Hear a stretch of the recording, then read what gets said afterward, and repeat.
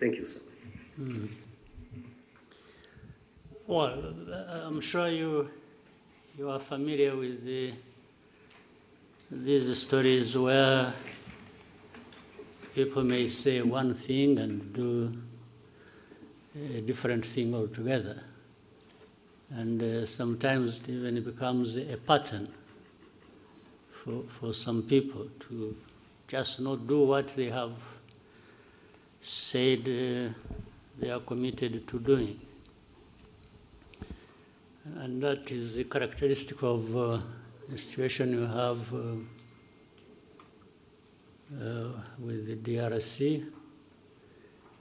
The good thing is it's always in the open, it's in public. You don't have to explain much. If they were doing it quietly, people would get confused and start saying that maybe others are actually responsible for all that they are seeing. But the good thing, they come out and say it.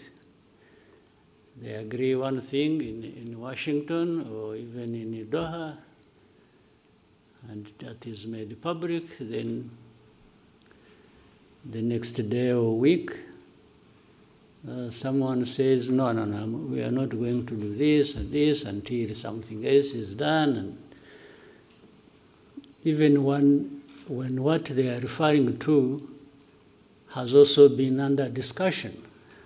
And whether in your mind you agreed or not, what has come out of you, if it's on record, you definitely have a problem explaining why you would agree one thing in the room, and then when you are out in speaking to the media or to whoever, you say a completely different thing, or even renege on what you actually said you are going to do. So that is one part of it. But somehow we've been limping through this all the way. Some things done, others not, others half. And now, maybe, possibly, we, with the time taken and effort, we will find ourselves in Washington, which I should have started with. I think the fact that there is even a possibility of meeting in Washington and discussing or agreeing or signing anything is a good effort. For all the years before, we haven't had anything like that. We have had people come visit us, visit Rwanda and Congo, and rush to the UN and the Security Council and make decisions and make announcements and pass resolutions. That's why in the first years we spent a lot of time on that, without really having anything tangible in place. I think this process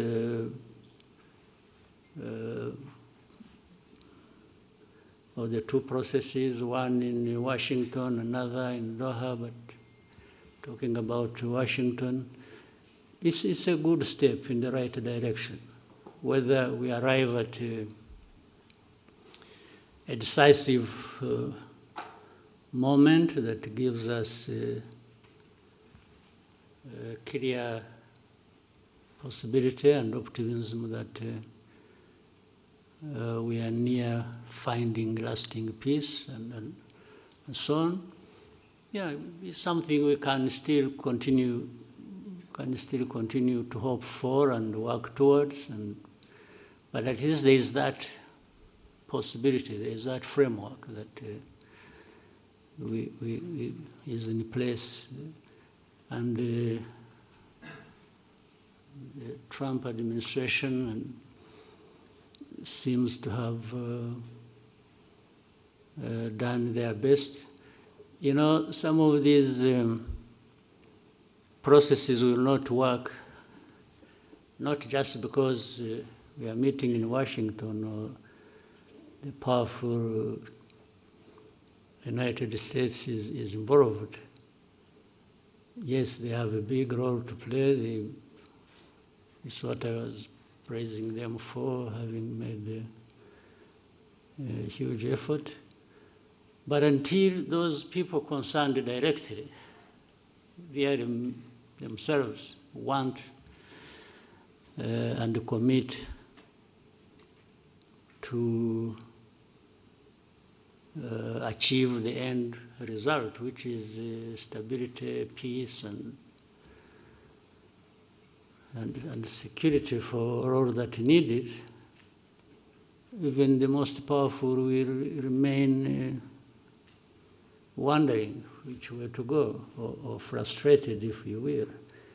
So the onus is on us, mainly the people, the leaders, DRC, Rwanda, and others in the region. You know, Washington took over this when there were also other efforts underway. I'm sure maybe one of you will be asking, or you yourself had it on mind but didn't raise it. You would be asking, where is the East African SADC process? Because they were there. Or the AU, or whatever. That speaks volumes. And really it is, the knot is tied in one place. These problems are happening in Congo, but it seems the leaders don't care or don't know, or they have refused to take responsibility. They just keep daydreaming and talking about all kinds of things, and whenever they've gone all places, the only thing they know how is to keep asking sanctions for Rwanda, sanctions for Rwanda. Okay, but if you sanction Rwanda, how does it solve your problem? How does it solve your mismanagement of your counter affairs? How does it give citizenship rights to the people who have been complaining for decades and have had to take arms and fight you? How does it solve the problem of you having to import mercenaries to come and ask and fight for you? How does it do that? I mean, you know, people should really see things for what they are, and you may hear so many stories about different things, but you also have the ability to see through all that and make your own judgment. So, summary of so much I have said, I'm always optimistic. I always hope there is a chance another day and the following day. But I remain prepared to take care of the business I have to take care of. Thank you, Mr. President. Albert? Good afternoon, sir. Thank you for this press conference. Kind of a follow-up on where we started. At the same time that we have a meeting coming up in Washington eventually, at the same time you have a narrative that has been developing in these last weeks and touching on something that doesn't seem to be the way it is presented, talking about humanitarian crisis that is incredible, millions of people displaced in Eastern Congo, that people need to have access to Goma. And that is especially developed in Europe, for what we can see. So sometimes also it reminds me of 10 years ago, or in 2012, 2013, what is this thing about Goma? Because as soon as M23 took in 2012 Goma, the whole world went cuckoo. And now again, everybody wants to have access to Goma. So what is there? Because it's at our doors. At the same time, I believe that after 25 years, to have MONUSCO there, which was also part of the forces that, beginning of this year, were shooting at Rwanda. I mean, for Rwanda, this becomes something that maybe needs to be taken up. Like, how long can a force like that still stay there? And especially that they've been part of the belligerents attacking Rwanda. Mm-hmm. So what is this thing about Goma that nobody knows? Well, Goma is near a volcano, which sometimes erupts, and so maybe that seems to be the factual thing about Goma. The rest are just stories. But from what you started saying, what is it that didn't actually originate from Europe? You asked something about Europe, and you are saying the stories about Goma and so on are originating from Europe. But what is it that didn't originate from Europe about this story or about this problem? If you look at the whole history and the old history, but even the recent history, you have had Europe always in the mix of things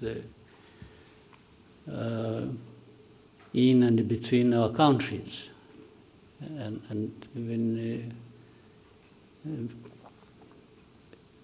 to do with the crisis we have in Eastern Congo or the region.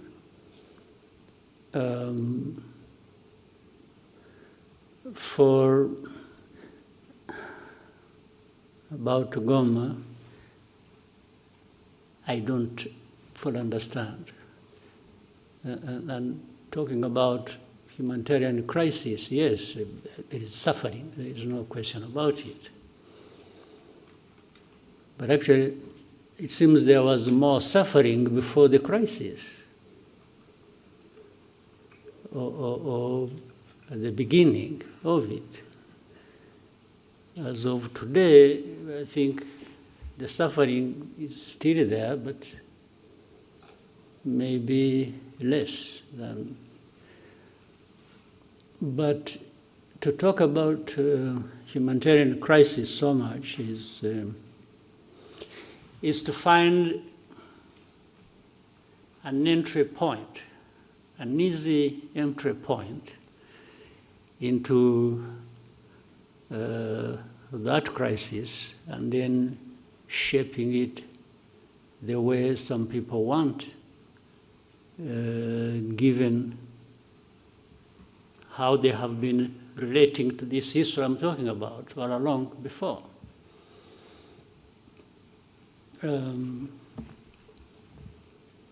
You cannot talk about just crisis or humanitarian crisis without highlighting the root cause of that.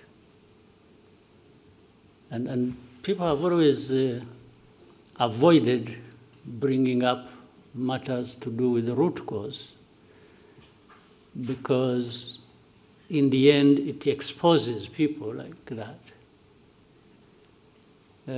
So there is always a way to shape things in a manner that there is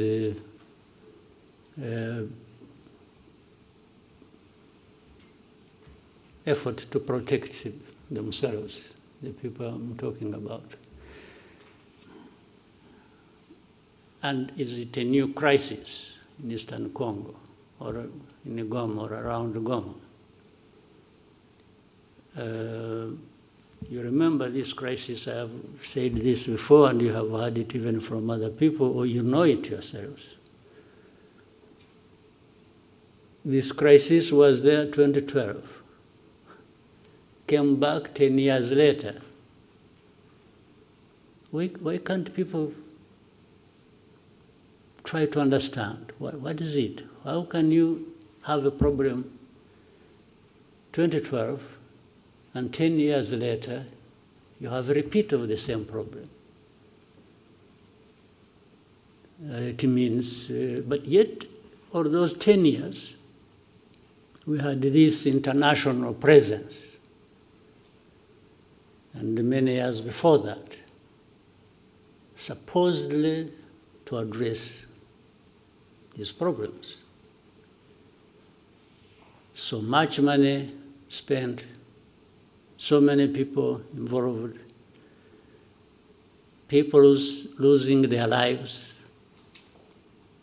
in big numbers, refugees, people displaced, and but life goes on like that until we are visited by the same problem, and then we start running around like this is a new thing. I mean, the amount of hypocrisy and even double standards and real insensitivity of some of these powers that we know, who are associated with the cause of these problems, or who accompany the crisis in a way they have chosen, and in the end they are the ones making so much noise about, they look like they are really hurt by the suffering of people. These are people touched and offended by people suffering. But this is just trash of pretense. If you are like that, you have heard people talk about values, you see our values, blah, blah, blah, blah. It's a lot of nonsense.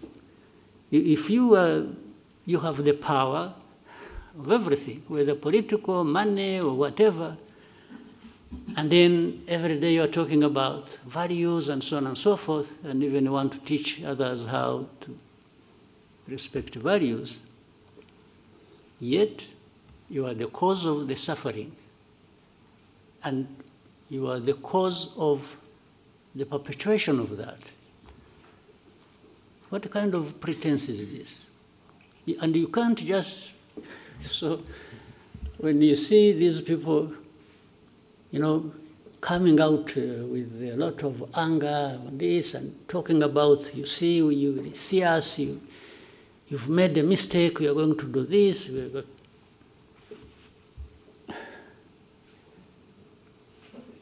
In the end, all they are doing is adding more suffering to the suffering that is already there. It's not actually addressing any problem. So Goma, but if anyone wants Goma, that's fine. For whatever reason, whether it is ritual or,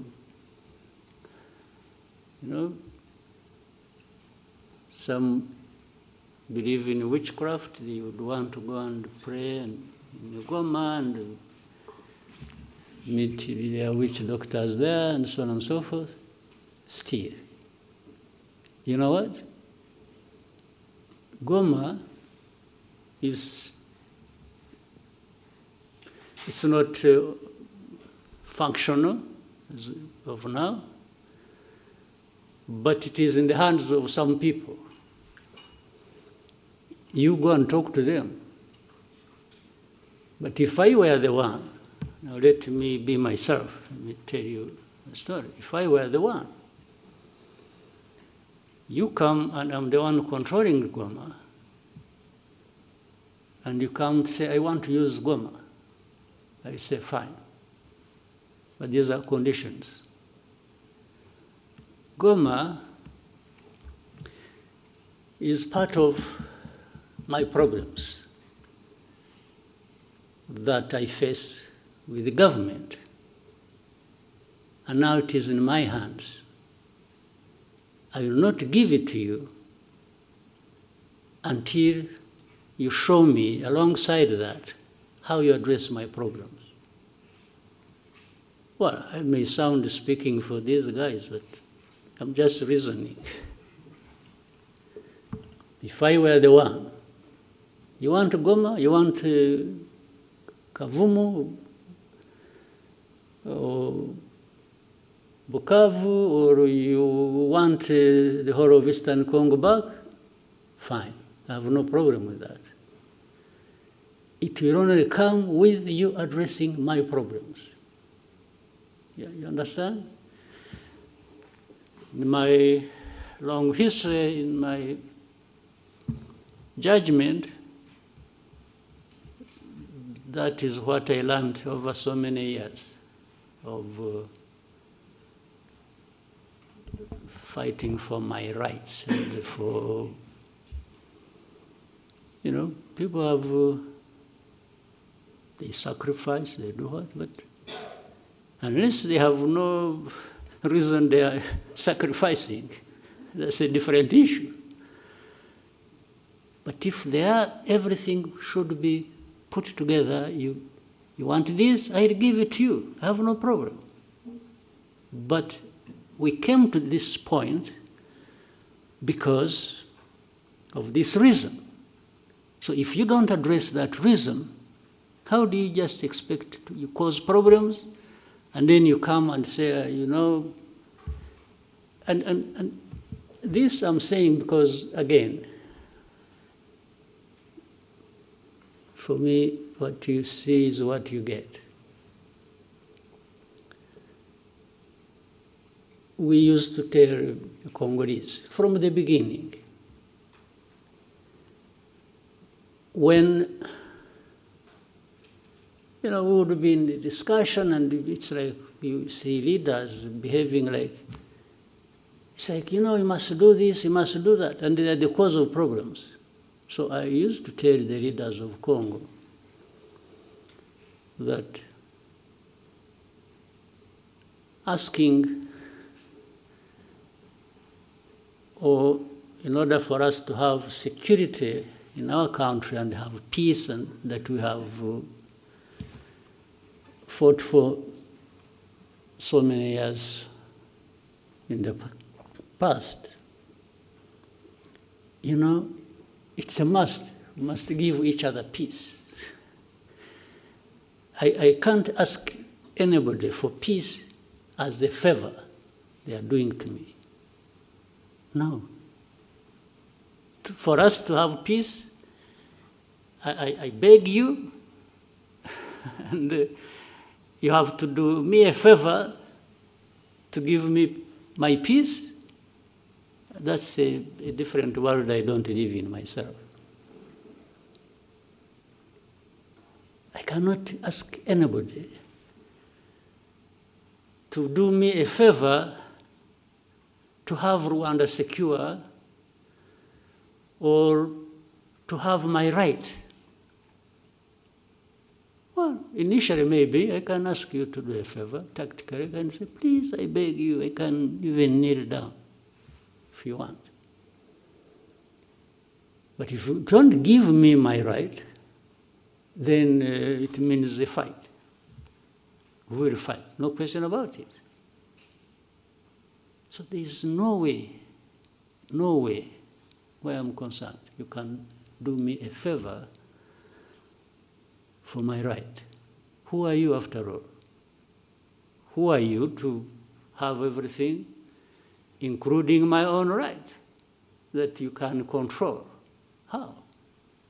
Who are you?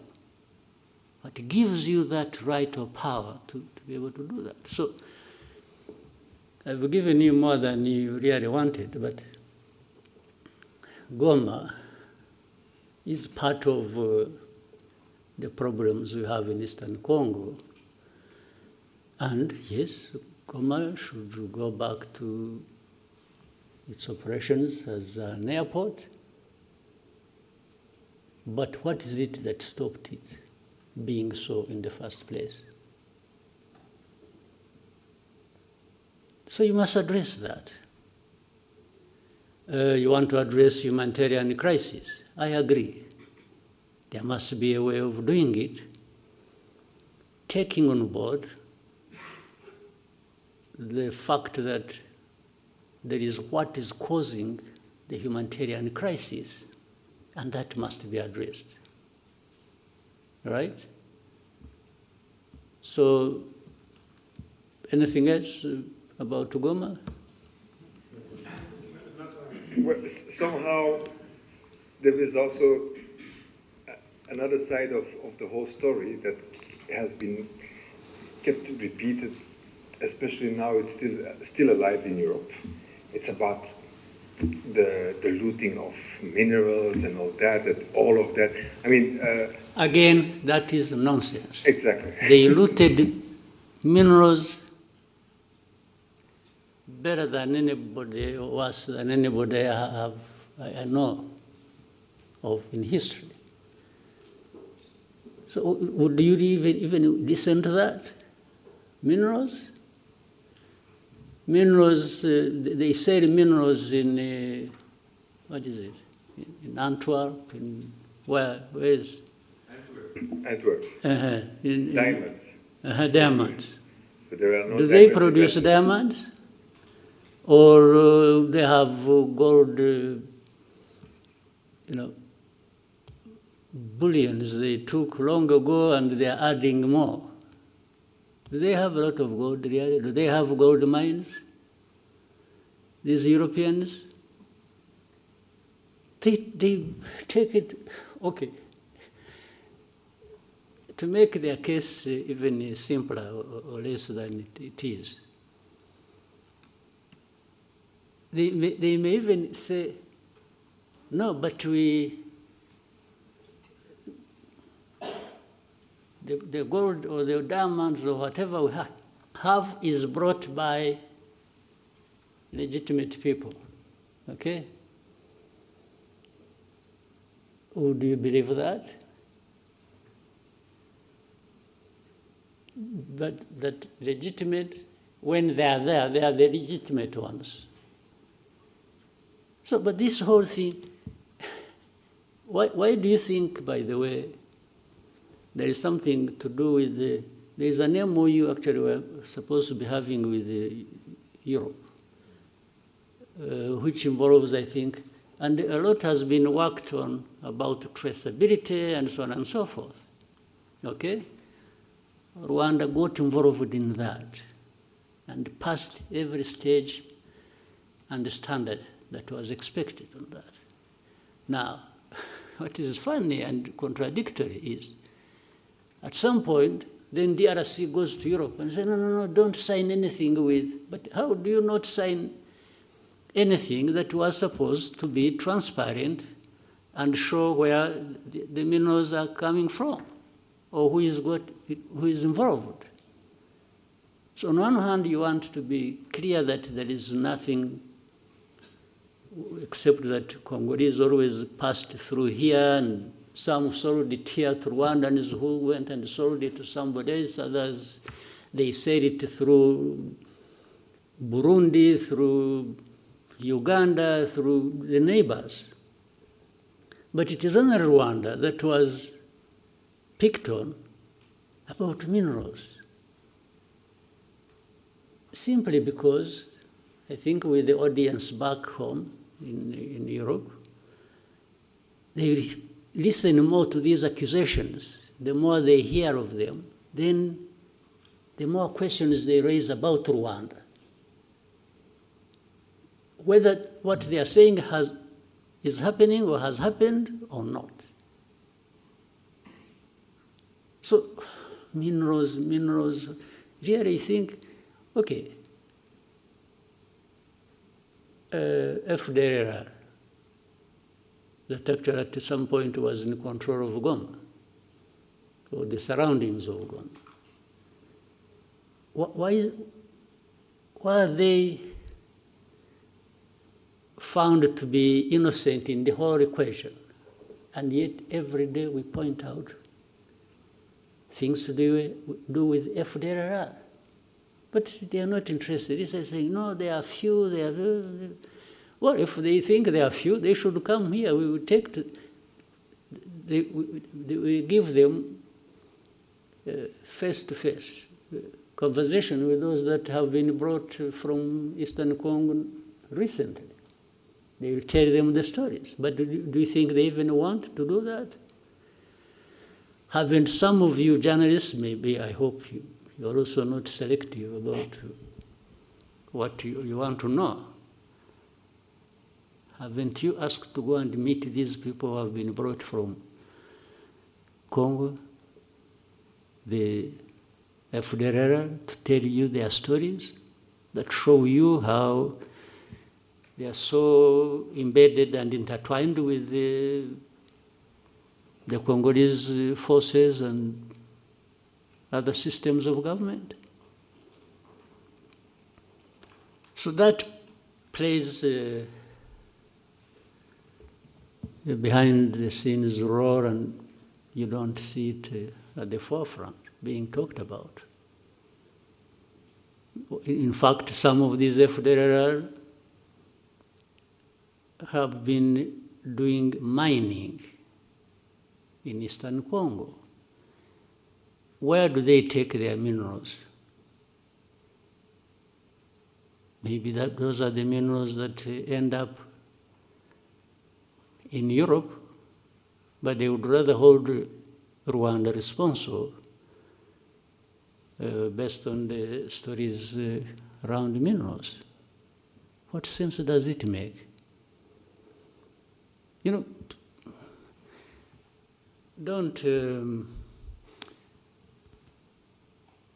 Sometimes we overrate people.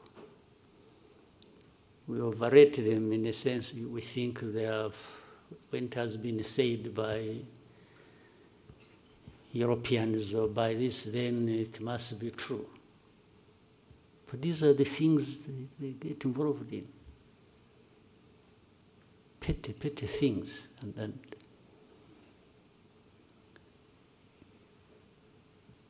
without borders. Okay? Thank you, Mr. President. We have one more question about Goma from Romain Gras of Jeune Afrique. The question says, President Macron said on the sidelines of the G20 that the M23 and those who control Goma airport have not made the necessary effort to reopen it, stating that the administrative conditions have been met by the DRC. What steps need to be taken to achieve progress on the airport issue? Well, I don't know, what is being referred to as the government of DRC having met what? I don't understand. That they met what? The administrative needs. What administrative need? To the best of, I don't know what, first of all, the meaning of what he had said. For example, are you aware that the airspace in Eastern Congo is actually closed? You can't overfly, have people flying from wherever, whether South Africa or going there. Planes don't overfly Eastern Congo because DRC government closed the airspace. Now you want to open an airport in a closed airspace, and he says somebody has met the standards, administrative standards. I don't understand the meaning of it. Second, those M23 and others who control what? Who control them? You mean M23 who control, or M23 and others? And those who control. Okay.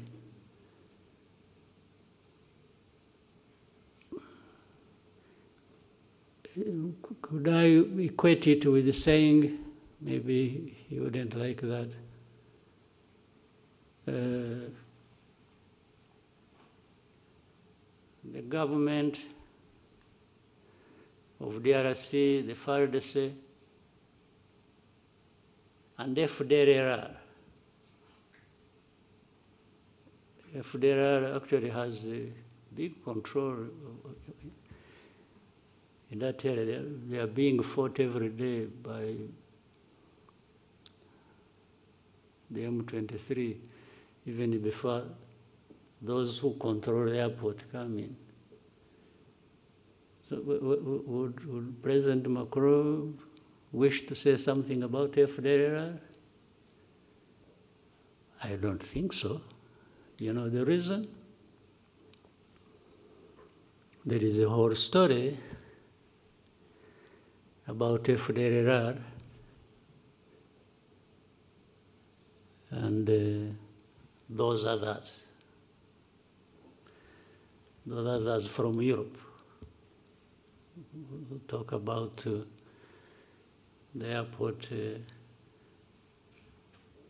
those others who control it other than M23. There are those others from Europe who control FDLR.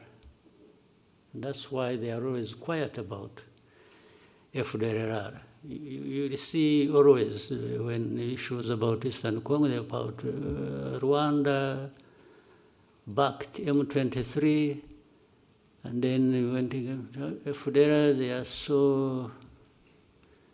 they are really whispering. They don't even want anybody to hear it. And then for government of DRC, it's some individuals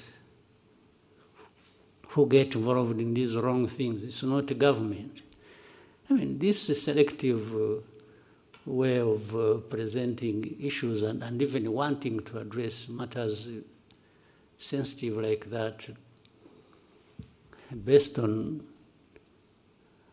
how you have selected to handle it.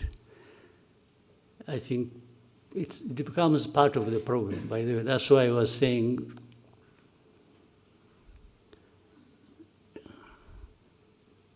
those others, other than those who control the airport, but from Europe, have been part of this problem as of origin of 31 years ago tragedy we had here. We've been associated with that. Maybe with time, when if those things keep coming up, and the way they have been, we will say more about that. I think if they think we can be silenced to not talk about their historical role and responsibility in matters of tragedy here in Rwanda, and which crossed into Congo, and people there, you see hate speech, you see all kinds of by leaders. And those others in Europe tend to minimize it and don't even want to talk about it. But then they talk about Goma, M23, and the others who control it. Who control both? I mean, I guess they mean who control M23 and who control Goma. Yeah, but there are those others also who control from the same place where the voice came, who control government of DRC and control FDLR. And that's why FDLR, people keep quiet about it. But, well, if they want us to roll back the whole efforts of the understanding of how we should relate based on their involvement, in the tragic history of this country and the region, they are welcome. Thank you, Mr. President. Next question for Lionel. Thank you, Mr. President. My name is Lionel Ditalier from Pan-African Review. My question will be about Africa's security in more broader terms. At the recent Land Forces Commander held in Kigali, you noted that Africa still faces the world's the most active conflicts, and that the response is constrained by external bureaucracy and decisions made afar, even when speed and autonomy are needed. At the same time, Rwanda's interventions in Mozambique and Central Africa show us what African-led solution can achieve when partners trust each other and act decisively. So in light of these contrasting realities, what do you think are the reforms required for Africa to be able to strengthen its capacity to respond on its own terms? And how do you see Rwanda's interventions or partnership shape that future? Yeah, it's an important question, but very difficult. Again,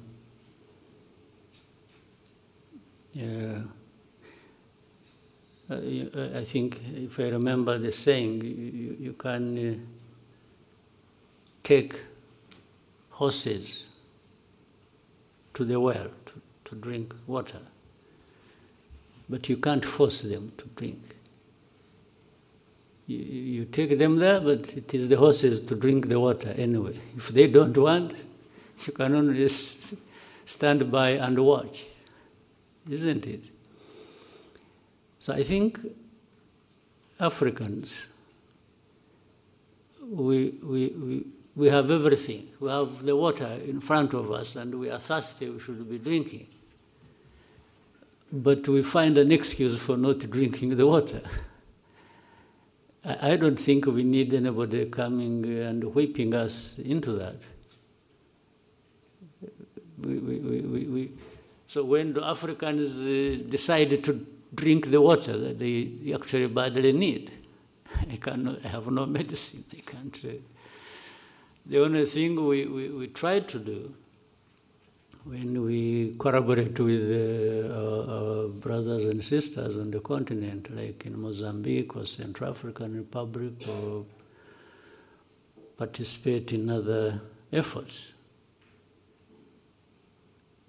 we are only trying to say, we can drink the water. We are actually drinking the water based on our thirst for it. And then it's like saying, why don't you? Telling somebody else, why don't you quench your thirst? So, I don't know. There is nothing Africa doesn't have, actually. All these things, or these areas where we fall short, I can only be surprised and say, why? Why do we keep falling short on everything, including the provision for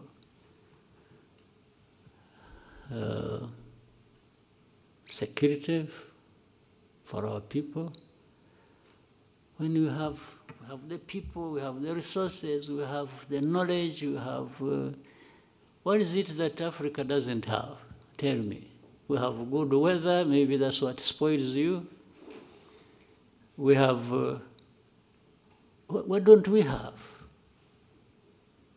Numbers, we have 1.4 billion people on our continent. So what do we want? What else do we want?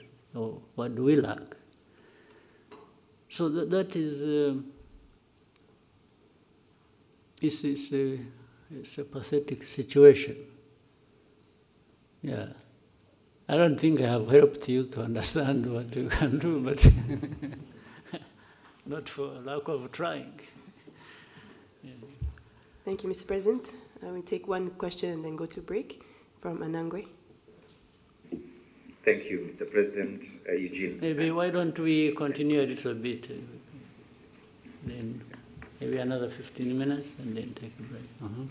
Eugene Anangwe, we're CEO, founder, East Africa Media Group, and the Africa Leadership and Dialogue Institute. Mr. President, my question is on leadership. And I listened to you keenly at the recent Unity Club forum, where you challenged Rwandan leaders to reflect on what's holding Africa back. And I remember you talking about feeling that this is linked to leaders who pursue individual gains. For the close to 20 years I've been in Rwanda, I reflected on this, especially listening to people who have been serving in different quarters. And when someone tells them, "Nukomeza gucho, urisanga kuri yellow paper," and they say, "Reka, reka, reka, reka, reka."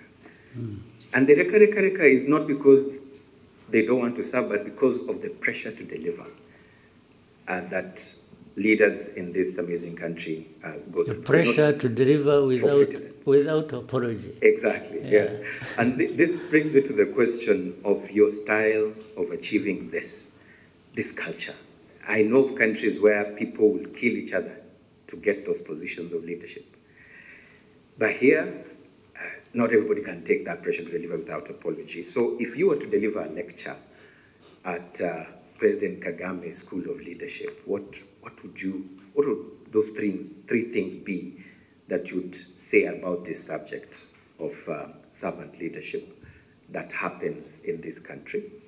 And then the East African community, the momentum seems to have died out. Checking on ground, people feel like it's not the same pressure, the same momentum that was there. I know in this room, half of the people might not know who's the current chair of the ESC Heads of State Summit. It's not like long ago where there was a lot of hype around this. Something must have happened, Mr. President. I don't know if you also feel the same. What is that might have happened? And what do we need to do to be able to bring back that momentum that we had about this fastest growing regional economic bloc? Thank you. Well, to start with the last, I think you hire different people. You hire different leaders and see if they can. But leadership is a broad subject and always discussed in every corner and part of the world. It doesn't mean one thing. Many people have different definitions or interpretations of what should happen. I'll give you my take. It's so simple. First, leadership isn't about just serving yourself and being proud that you've done something for yourself, except you can do that only if you are delivering something. Because if you are leading people and you are delivering and you see the benefits reflected in the lives of those people, then you can have personal satisfaction and pride. So this is different from what I started by saying. If you lead and you're so much involved in what you can do to benefit yourself, that's the opposite.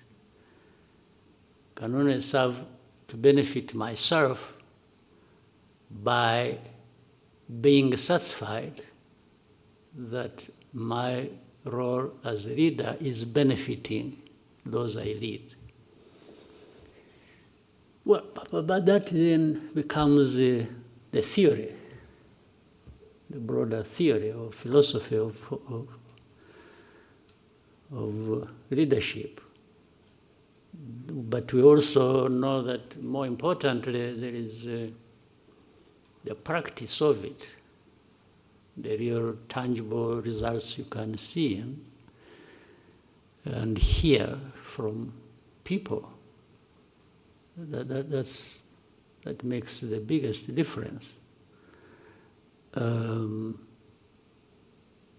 So with that understanding, which I think many people have, the rest becomes a choice of how you are going to live your life and the purpose of any service or leadership role you may be playing.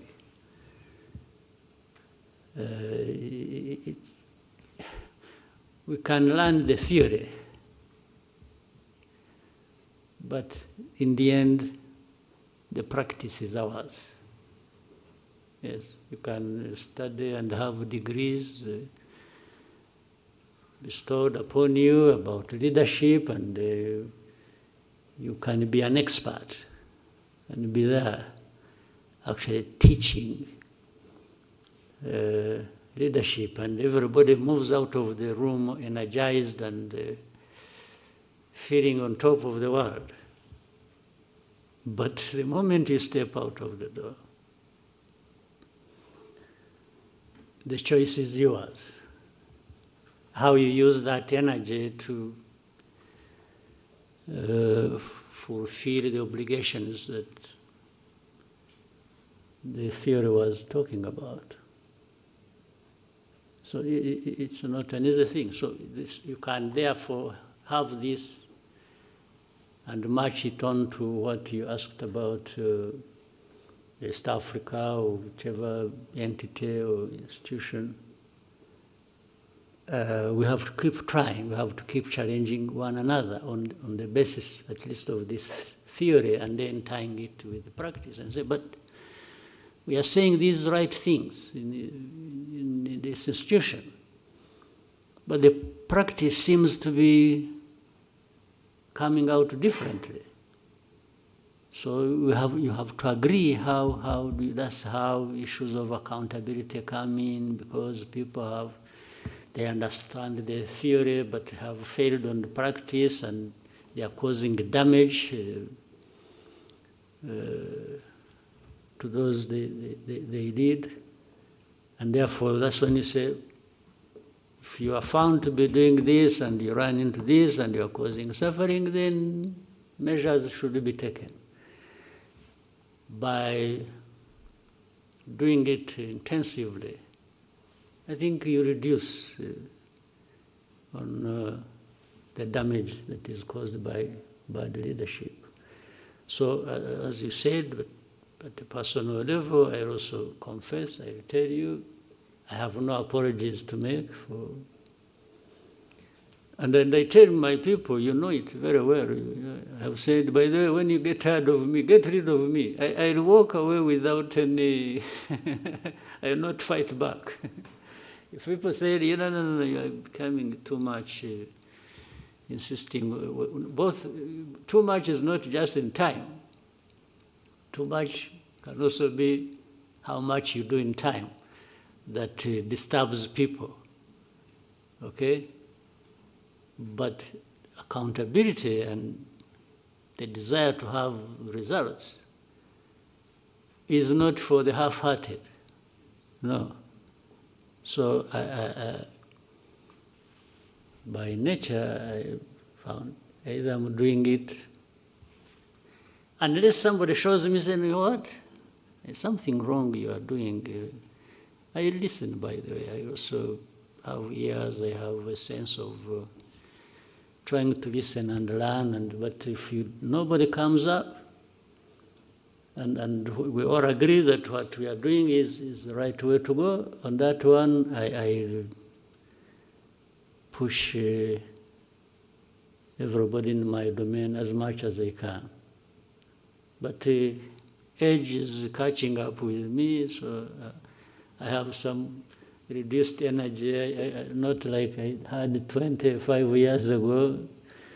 But I still have, I can still bite. I still have some, right.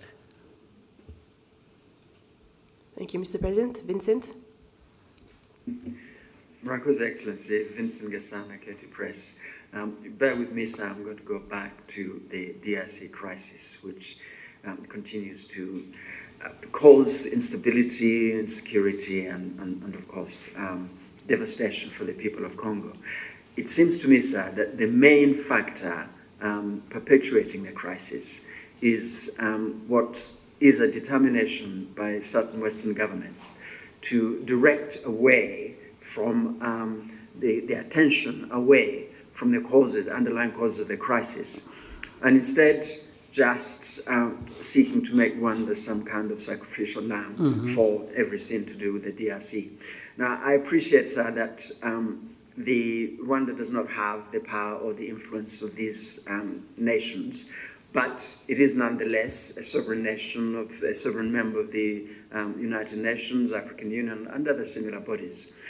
I wonder if there are any mechanisms within these bodies where Rwanda can table motions to hold these governments to account, not just to give Rwanda respite, but most importantly, really, for the sake of the people of Congo who suffer the most from what is a profoundly egregious cynicism, which this government seem to think works in their interest. Thank you very much, sir. Yeah, again, it's, I can say we are trying, and we'll keep trying.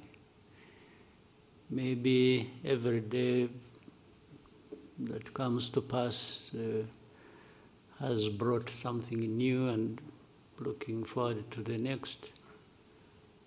But this is the state of affairs in the world we live in. There are these things that are never straightforward, and much as we may deny it and keep running away from it, it's that saying, having might tends to make people right, or give them the right. So we have had this for a long time. They might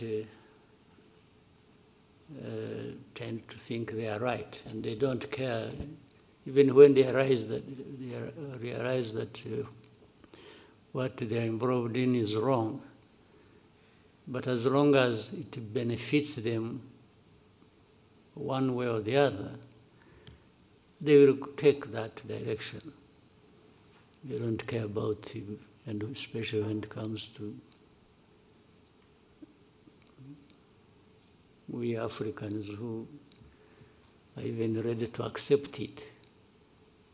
It's like Africans, we are happily exploited. We tend to, be so subservient that somebody does wrong to you, and the tendency is for the Africans to be the ones to apologize. You get offended, you get hurt, then you are the one to apologize. And really can't keep blaming somebody else other than ourselves. Why do we? So, but we can't keep quiet. We always raise these issues. I'm sure there are many who are capable of doing that and who want to do that. We all can't be silent in this case. So while our power is limited, it's not like theirs. One, we have to reject it, that we can't just be treated the way we are. The second is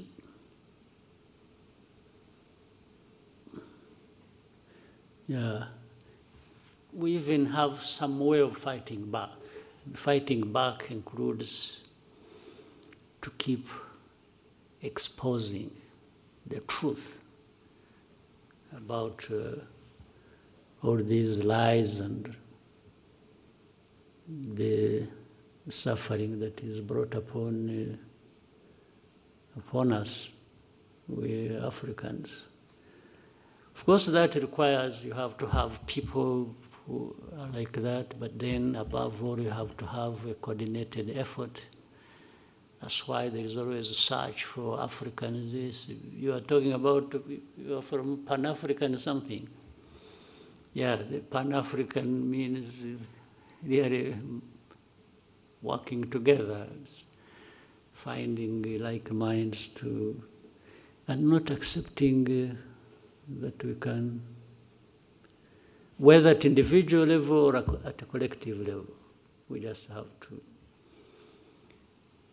So there is always a moment, there is always a chance, there is always a place where even speaking up and speaking out makes a difference. That's what we have to do.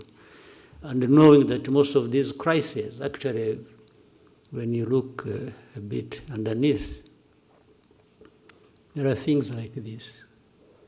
We are talking about Congo a while ago. There's nothing between Rwanda and Congo and the conflict thereof. There's nothing that is just Congo and Rwanda. Underneath, there is a volcano, yes, that you have to contend with. There are these external factors and actors and forces that are operating. So the moment you are conscious of that and keep finding ways to minimize the damage it causes, I think the better. Mr. President, we'll take one more question coming in from William Wallace of Financial Times. He's asking what is causing the delays to the Washington summit with DRC. If it does go ahead next month, how confident are you in a peace that sticks? Yeah, that's almost like another question I answered earlier, but what is delaying, I can assure you, does not come from or related to Rwanda. That's I want to confirm that. It comes from somewhere else.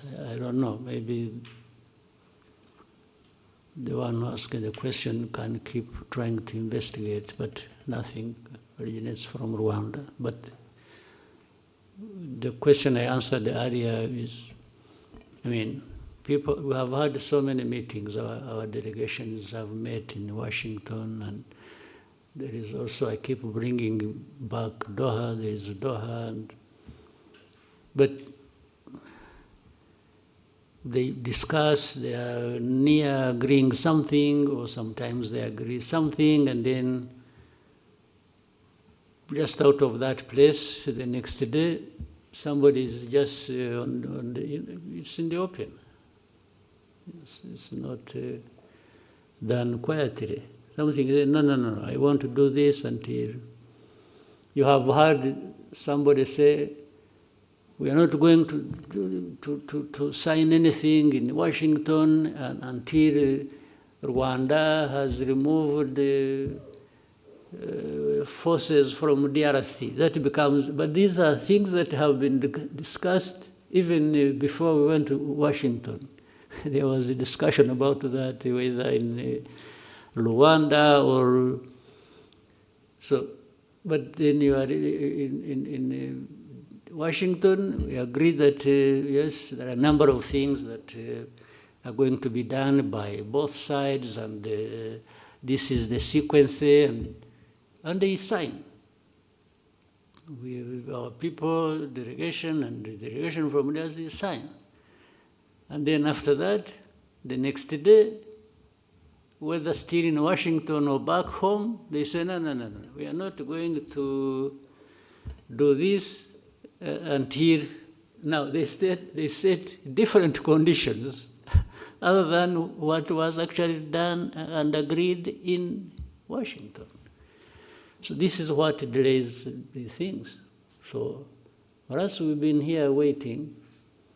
There were many times we are hoping that they are saying that maybe beginning of December, I'm not sure that we are going to meet in Washington. I'm not sure whether tomorrow somebody doesn't say, no. For me, I'm not going to Washington because either last night he dreamt or was told by a priest whether the backward, the old priests or the new ones, that it's a bad idea or it's a bad omen to do this. And somebody just says, I will not go. So what can I do?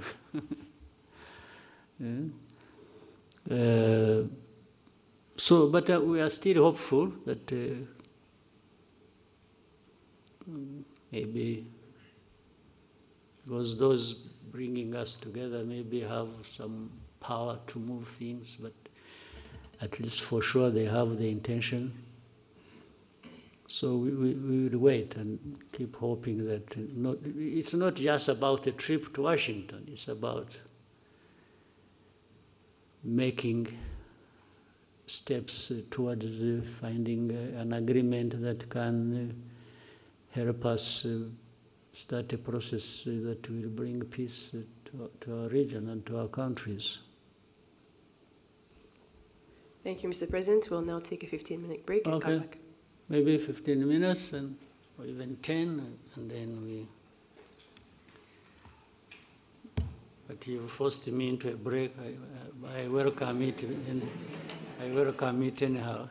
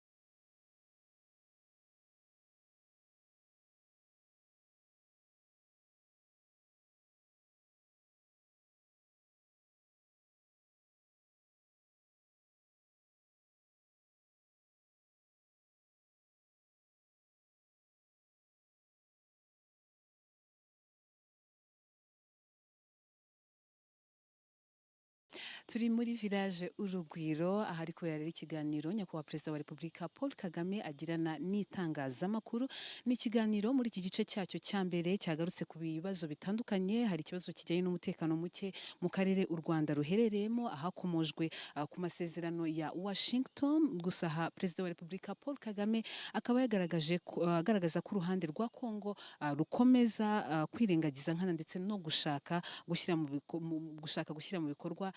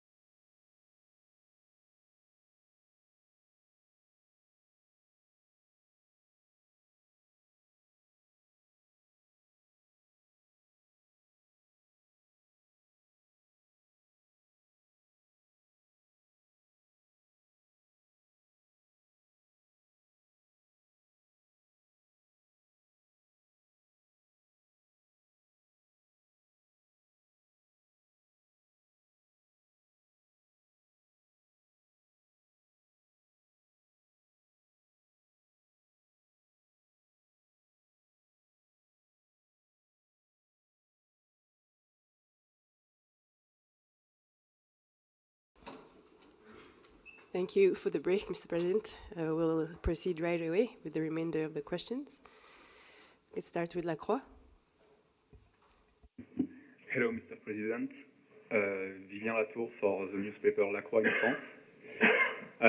What are your thoughts on the very likely dismissal of charges against Agathe Abiyarimana in France, and the link or influence her family could still have with FDLR through Kinshasa? Thanks.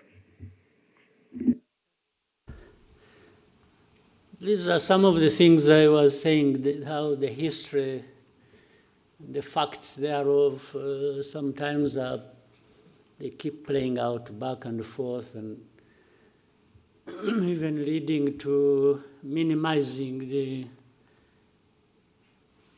the identity and the effects and the real bad image of FDLR. And we see it playing out in different places and ways. Yeah, in the recent time, years, months, we are aware one of the sons of the son of Abiyarimana, and some of the people who ran away from here, by the way, who live in Europe, United States, and have been active on this agenda of FDLR. And they've been recruited, they are financed, they've been forming different things under the tutelage of the president of DRC, personally, not even... we follow, we see the visits, the many visits they paid to DRC government in Kinshasa, and we follow the activities they are enabled to get involved in. There are even those who used to be the officials of government who ran away like 20 years ago, again because of association with the FDLR or other activities to undermine the integrity and fail the government so that it doesn't move forward. So you can link these things. You see the FDLR being covered up by some authorities in Europe and elsewhere, then the family of Habyarimana and individuals who were active in what happened in the tragedy, like his wife, and they are in courts of law, the cases are treated the way those powers decide. And then those activities leading up to, and then in the end you have people saying, you know, if there are, how many people are they? You know, really it's like, for us who complain about, when we are complaining about FDR, these genociders, actually it is not even complaining about them in isolation. They are strengthened, they are made effective by the association they have with, for example, the government in Kinshasa or some authorities in Europe, or who allow this to, and then in the end who openly play down this. So you can put all that together and form a picture of how manipulations and wrong things have been going on around this problem of FDLR, but also how that relates to what is happening in Eastern Congo, or in Congo, and the noises that are made after that. Then you see resolutions that the UN sort of not bothered about FDLR, and not even bothered by those who support them, and trying to distance and make them innocent, those who support them. So it is in that form that we see even that case, how it has evolved. It has something to do with all that.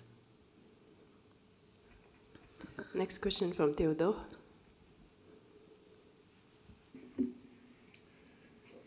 Hello, Mr. President. Theodore de Queiroz. I'm a French journalist based in Rwanda for Le Monde and the AFP, and also TV5 Monde. You spoke about association between FDLR and Kinshasa. Could you share us more information about the association? Do you have any clue of that? But also, can you help us to assess the FDLR threat in Eastern Congo in terms of number and firepower? Also, as dismantling the FDLR group seems to be one of the key of the Washington Peace Agreement, when will you consider that this group is dismantled? Thank you. Well, everything I have said, even here, about FDLR and those who they are associated with, explains that. I don't know whether I just have to repeat myself. In fact, I even talked about how there has been talk about numbers as a way of making it the easiest way to give you numbers, if you operate here, maybe you should find time, they give you access, you talk to these people who have been captured and brought here among the leadership of FDLR, so that you talk to them directly. They give you. But again, the issue of numbers. By the way, I have seen that, for example, let me give you,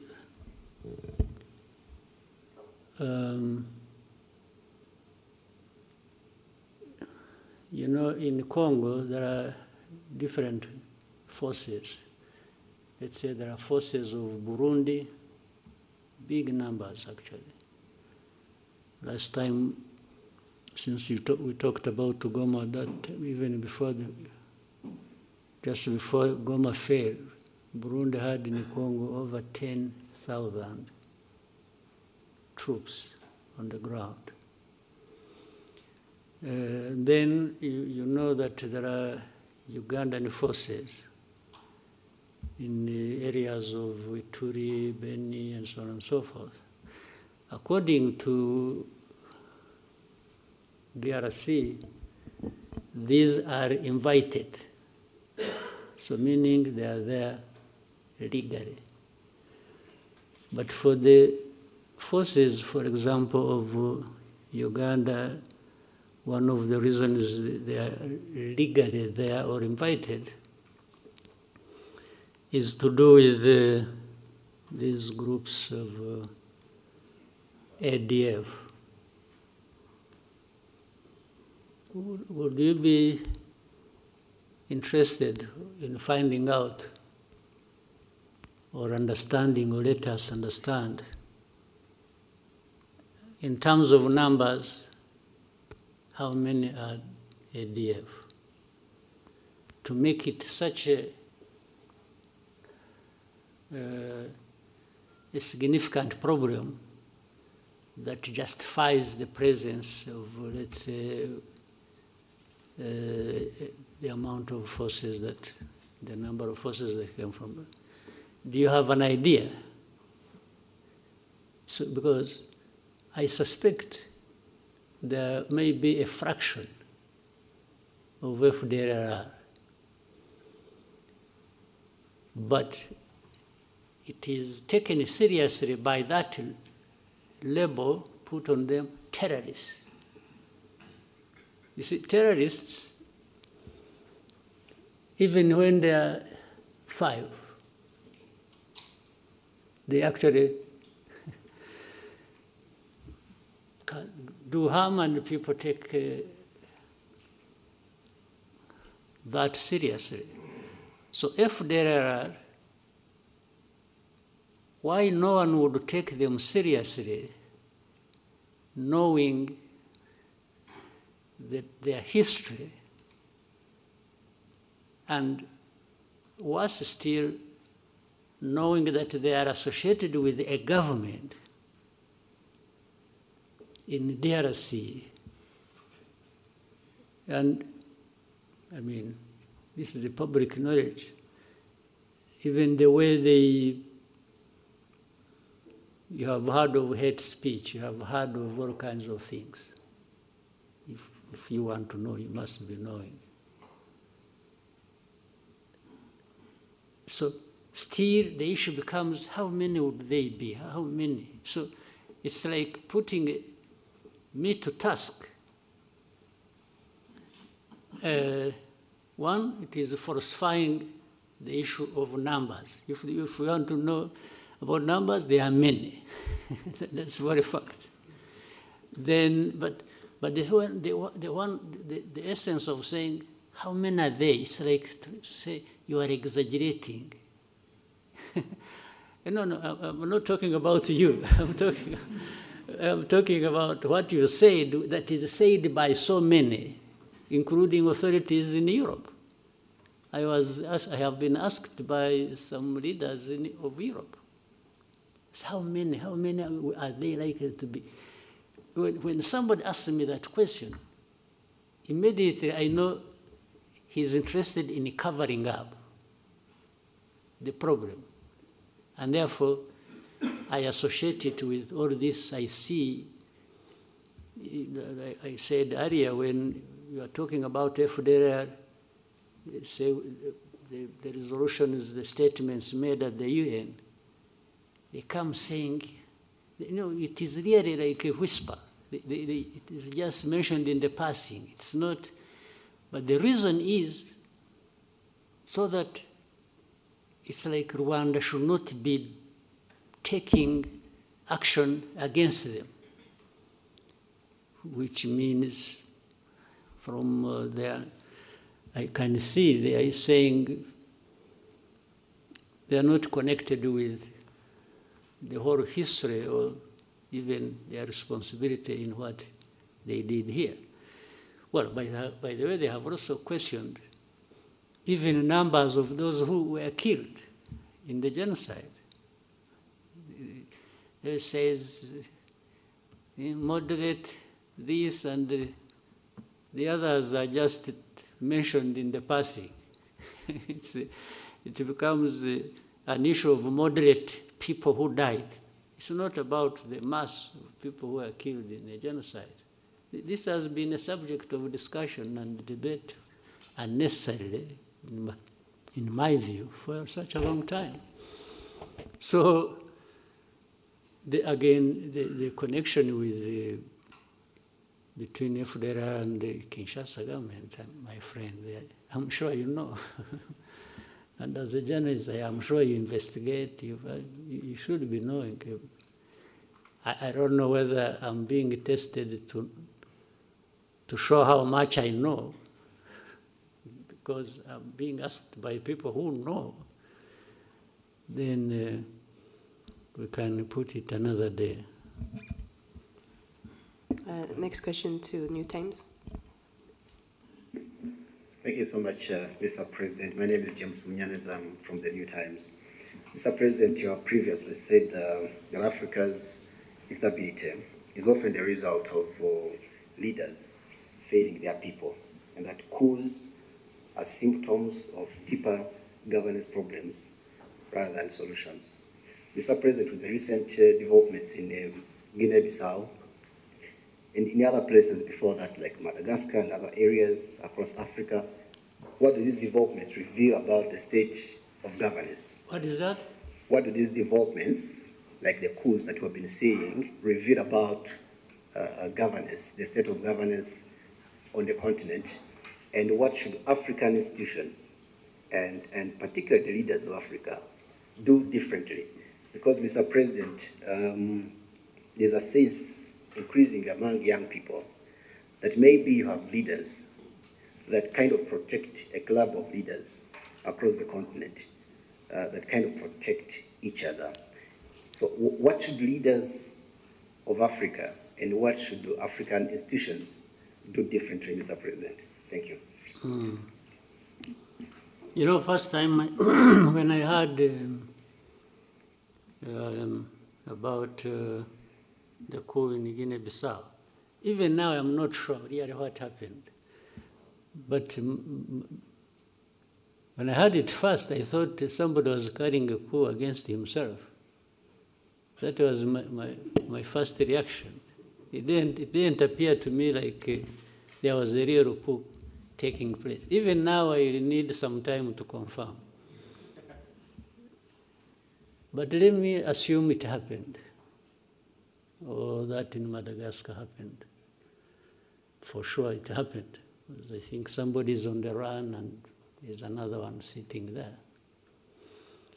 To begin with, it means I'm vindicated in what I said that you referred to. And maybe we'll have more coups. And so be it.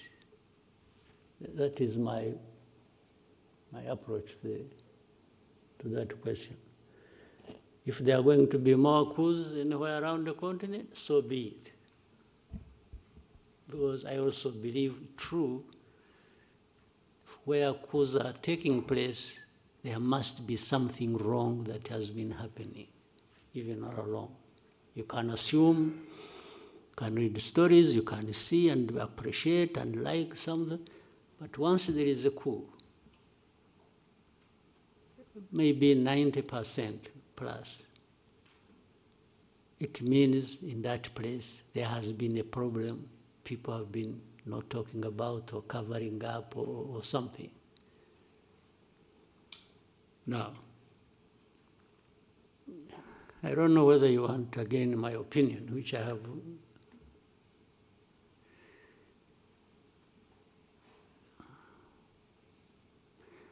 Because what is interesting, some of these coups are happening in a place where these, they are happening in places where these people who make judgment about us, the West, have been praising leaders. Okay? These coups only happen to tell these people you've been telling lies. Tell me, and maybe you can think about it and investigate and find out later, you'll tell me later.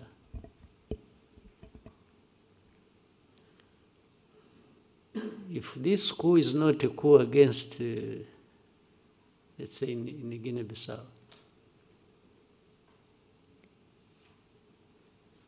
what do you know about Guinea-Bissau that tells you, you know what? Such a coup should not have happened. What is it?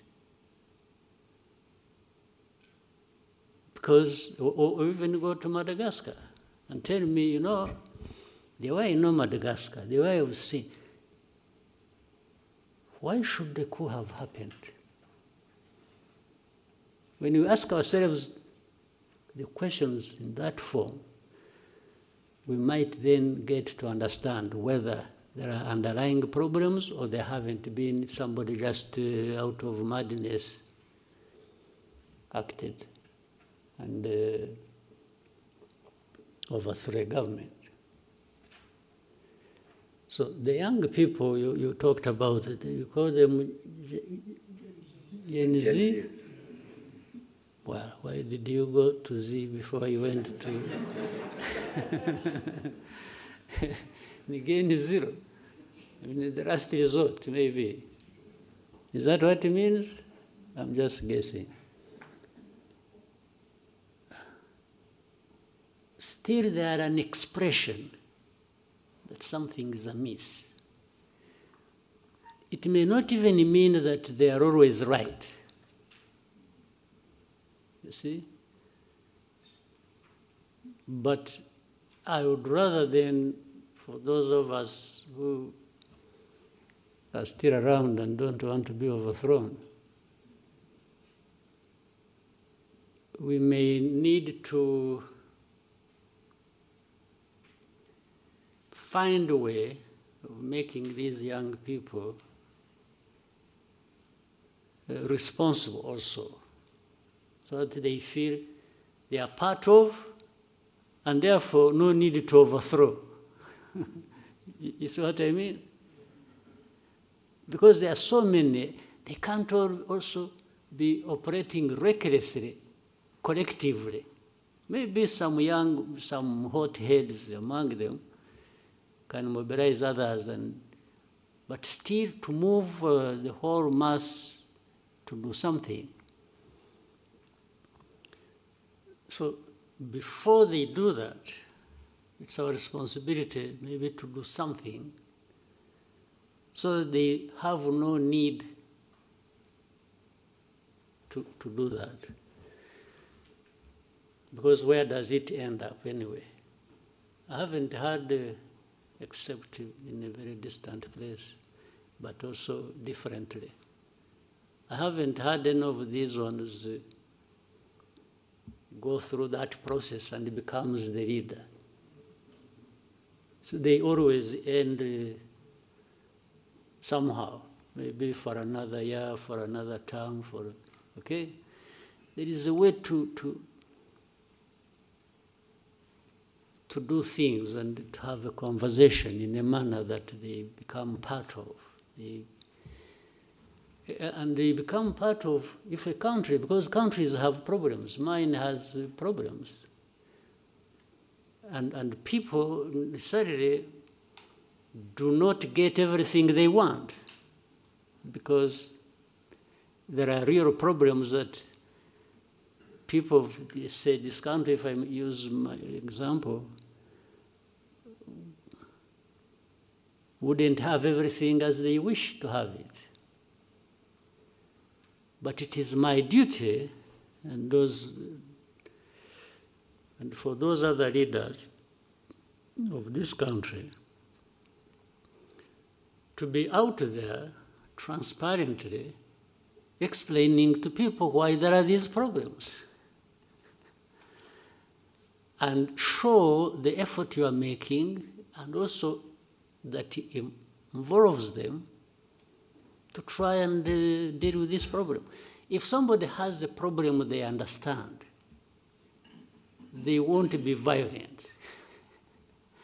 They'll even be more sympathetic. They'll be a bit sympathetic because they know somebody, let's say you may say you want a road there. People may say, I want to see a road 100 kilometers from here to there. Tarmac road. But if I go to them, I say, you know what? I'm really trying to put this road because I also think it should be there. But the resources we have, the envelope, so small that we have to split it in so many things, hospitals, schools, this and that. So I'm still falling short of the budget to take care of these roads. So please bear with me. And then I will also tell them, we see in our tax revenues,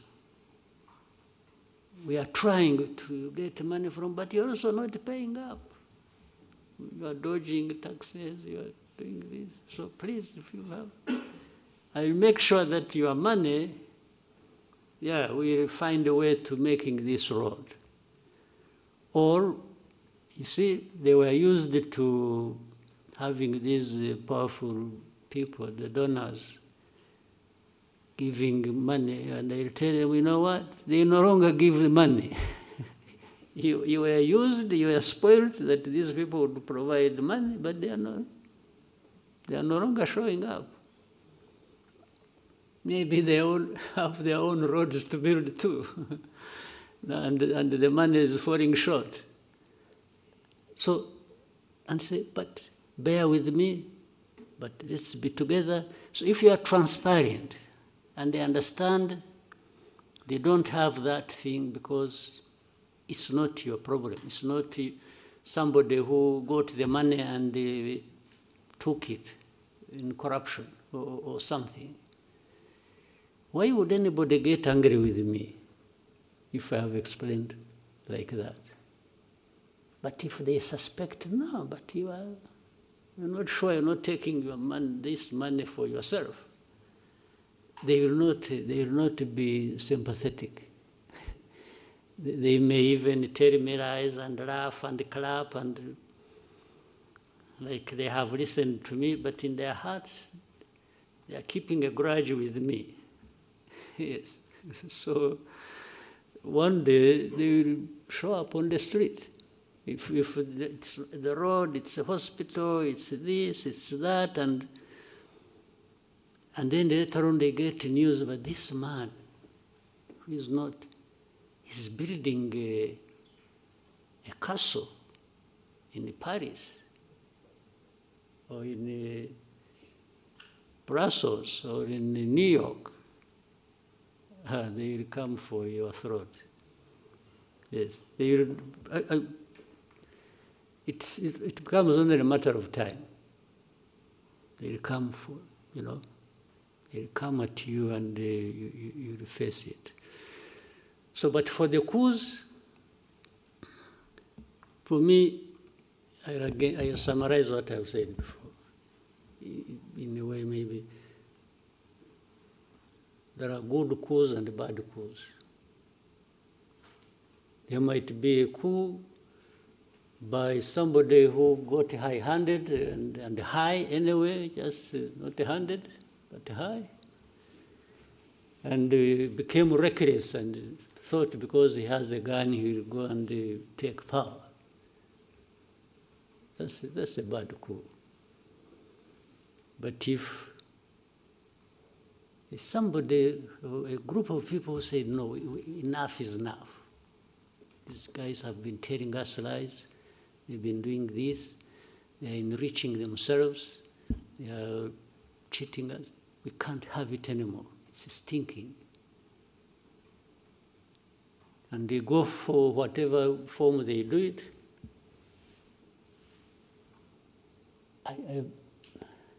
I think I'm okay with it. I know it'll be misunderstood, but I'm happy to taking the risk. I'm okay with that. But not entirely okay until I see that somebody who did that, or people who did that, and they were sick and tired, and that was justification, until they are seen to be making a difference, then I'll be, I feel settled in my mind. But if you come and do the very things you overthrew people for, or do worse, then why did you carry out the coup? I just say, no, this one deserves another coup, or should go to jail. Yes. Now, here is another tricky part there. You see, there are these coups, people really have a knee-jerk reaction about coups. It's a coup, everybody, that one should face the barrel of the gun. Let's now, before the coups, talk about that situation. If you have a constitutional government led by civilians, and they are killing their own people, they are mismanaging everything, they are taking all the resources of the country for themselves and taking it outside and literally destroying the countries they lead. And then there comes an election after 4 or 5 years or whatever. You know what happens? People should also get tired of this. If you have that record, if you have that history, should it be automatic that you should continue just because you are a civilian and even when you cheat elections? Do you get it? Because it has almost become automatic that if you are there, you are sure of winning the next election. Okay? Even when you are doing all these terrible things to your own people.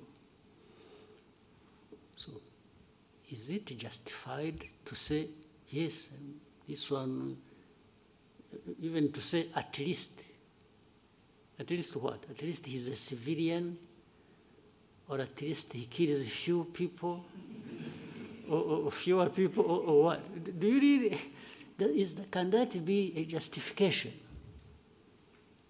Now, when I'm saying that, there should therefore be a mechanism, maybe at the African Union level, to also hold people, the civilians, who are messing up their countries and who are cheating elections every other day, and they keep going just because they are civilians and just because they are... But the Constitution does not provide for you to cheat the elections, does it? Again, there's a funny example in our neighborhood. This Congo we are struggling with, we are talking about. This man who raises the whole world and causes all kinds of troubles. When was he elected? No, you seriously, you here, tell me when. First time? The second time? No, you are silent, but you should be giving, you must be knowing something. But the first time, he was just handed over by his friend. Somebody should have had won. This is public knowledge. In this one, there was a smoke screen here about election.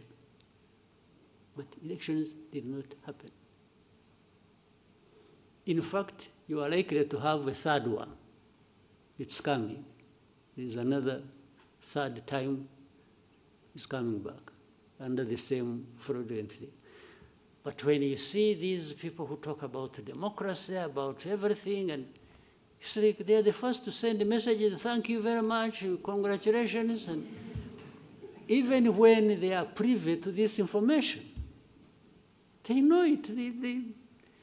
Sometimes maybe they even encourage them to do it. They give them a call in the evening and say, you know, please, by the way, I have a company that is looking for cobalt. Are you aware of that? You know, company X that is, can you give them, what do they call it? Concessions. Can you give them? He said, yeah, of course I do, okay. That is a deal.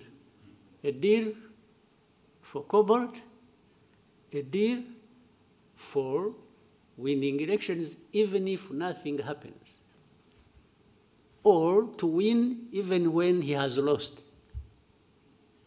I mean, you must be aware of these things and how they go. So you can crucify me for my crimes, but when it comes to yours, I also say, I talk about it. So why this world we are in, it's not playing ping pong. It's just because at the same time we are talking about lives of people, right? Yeah. Thank you, Mr. President. Scovia. Mwakoze nyakubahwa Perezida wa Repubulika, nitwa Scovia Mutesi, ndi umuyobozi w'ikinyamakuru Mama urwa Gasabo TV. Nashaka kubaza ku kibazo abacuruzi bafite inganda mu Rwanda uyu munsi bavuga ko babangamiwe no guhangana n'ibicuruzwa bituruka mu mahanga kuko basabwa ko bapfunyika cyangwa package mu bikoresho bitangiza ibidukikije mu gihe bituruka mu mahanga biza muri plastique byaba bifunze mu macupa cyangwa amashashi abifunze. Basanga rero badashobora guhangana nabo ku isoko, bikaba bifite ingaruka ku nganda zabo, aho bamwe bavuga ko ahari bashobora kujya hanze kugira ngo nabo binjize ibisa n'ibyo. Basanga niba ntacyo bitwaye nabo bashobora kubikoresha. Ikindi kibazo nari mfite ni ikijyanye n'abaturage uyu munsi bishimira imihanda itandukanye hirya no hino mu gihugu ihuza uturere, ariko abakora iyi mihanda minini ya kaburimbo ntabwo bashyiraho rigori cyangwa inzira z'amazi zigera mu gishanga, amazi akajya mu ngo z'abantu cyangwa mu mirima, aho usanga rimwe na rimwe bisanga batuye mu manegeka kubera igikorwa remezo cyaje. Ndabashimiye kwa Perezida wa Repubulika. Well, icyambere kitari n'iki ikibazo uvuze cy'inganda n'abacuruzi n'iki. Ikibazo cya mbere dufite ahubwo nta nganda dufite. niba twubakaga inganda nyazo byadufasha ibintu ntibigomba tukagabanya ibiva hanze bimwe bikaba biri hano cyangwa twe tubyohereza hanze aho niho nahera twashaka uburyo byakorwa kuko hari ibintu byinshi bishobora gukorwa mu gihugu byanajyanwa hanze cyangwa byakoreshwa mu gihugu bidakeneye plastique niba naho twaharebaga cyane tukagabanya ariko kuri ibyo bindi ubwo busumbane buzanwa mu bacuruzi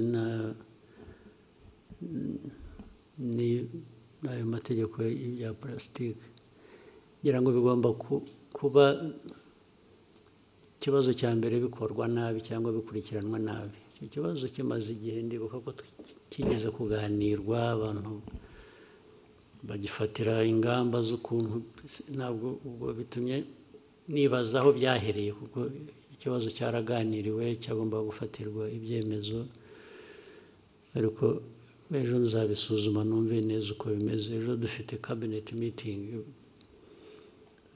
rwose ndumva nzakibaza abantu birimo bakansobanurira hari uburyo bugomba kuba buriho ibintu byakorwa cyangwa bikaringanizwa bitahutaje cyane abakorera mu gihugu kurusha abakorera hanze bazana ibintu hagomba kuba hari uburyo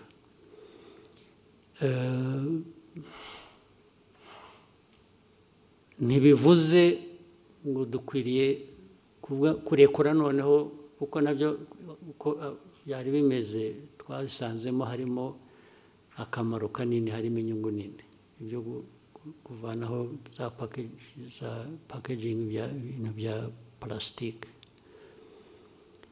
ariko abantu babisuzumye neza bashobora no gushyiraho ingero zitandukanye ibintu bimwe byakorerwaho cyangwa uburyo byakorwa bikagabanya ubwo bukana bw'abantu batakaza imari kubera ko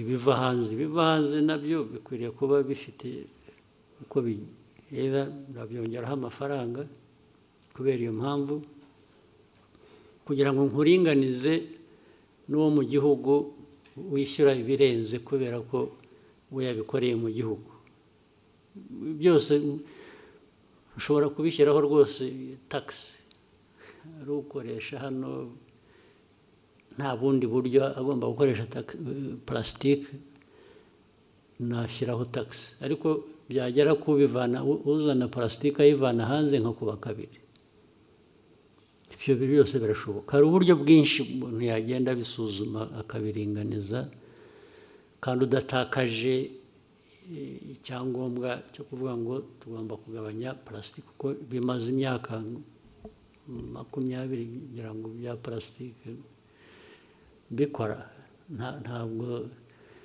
ntaho mbona byahungabanije igihugu mu mikorere cyangwa iki nubwo bigomba kuba bifite abo byagiye bibangamira ibyo rero byakosorwa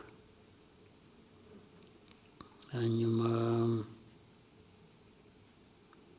ikindi cyari iki iby'imihanda urumva ni nk'ibyo nabyo ni nk'ibya plastique wari uvuze imihanda ubwo impamvu abantu bakora batyo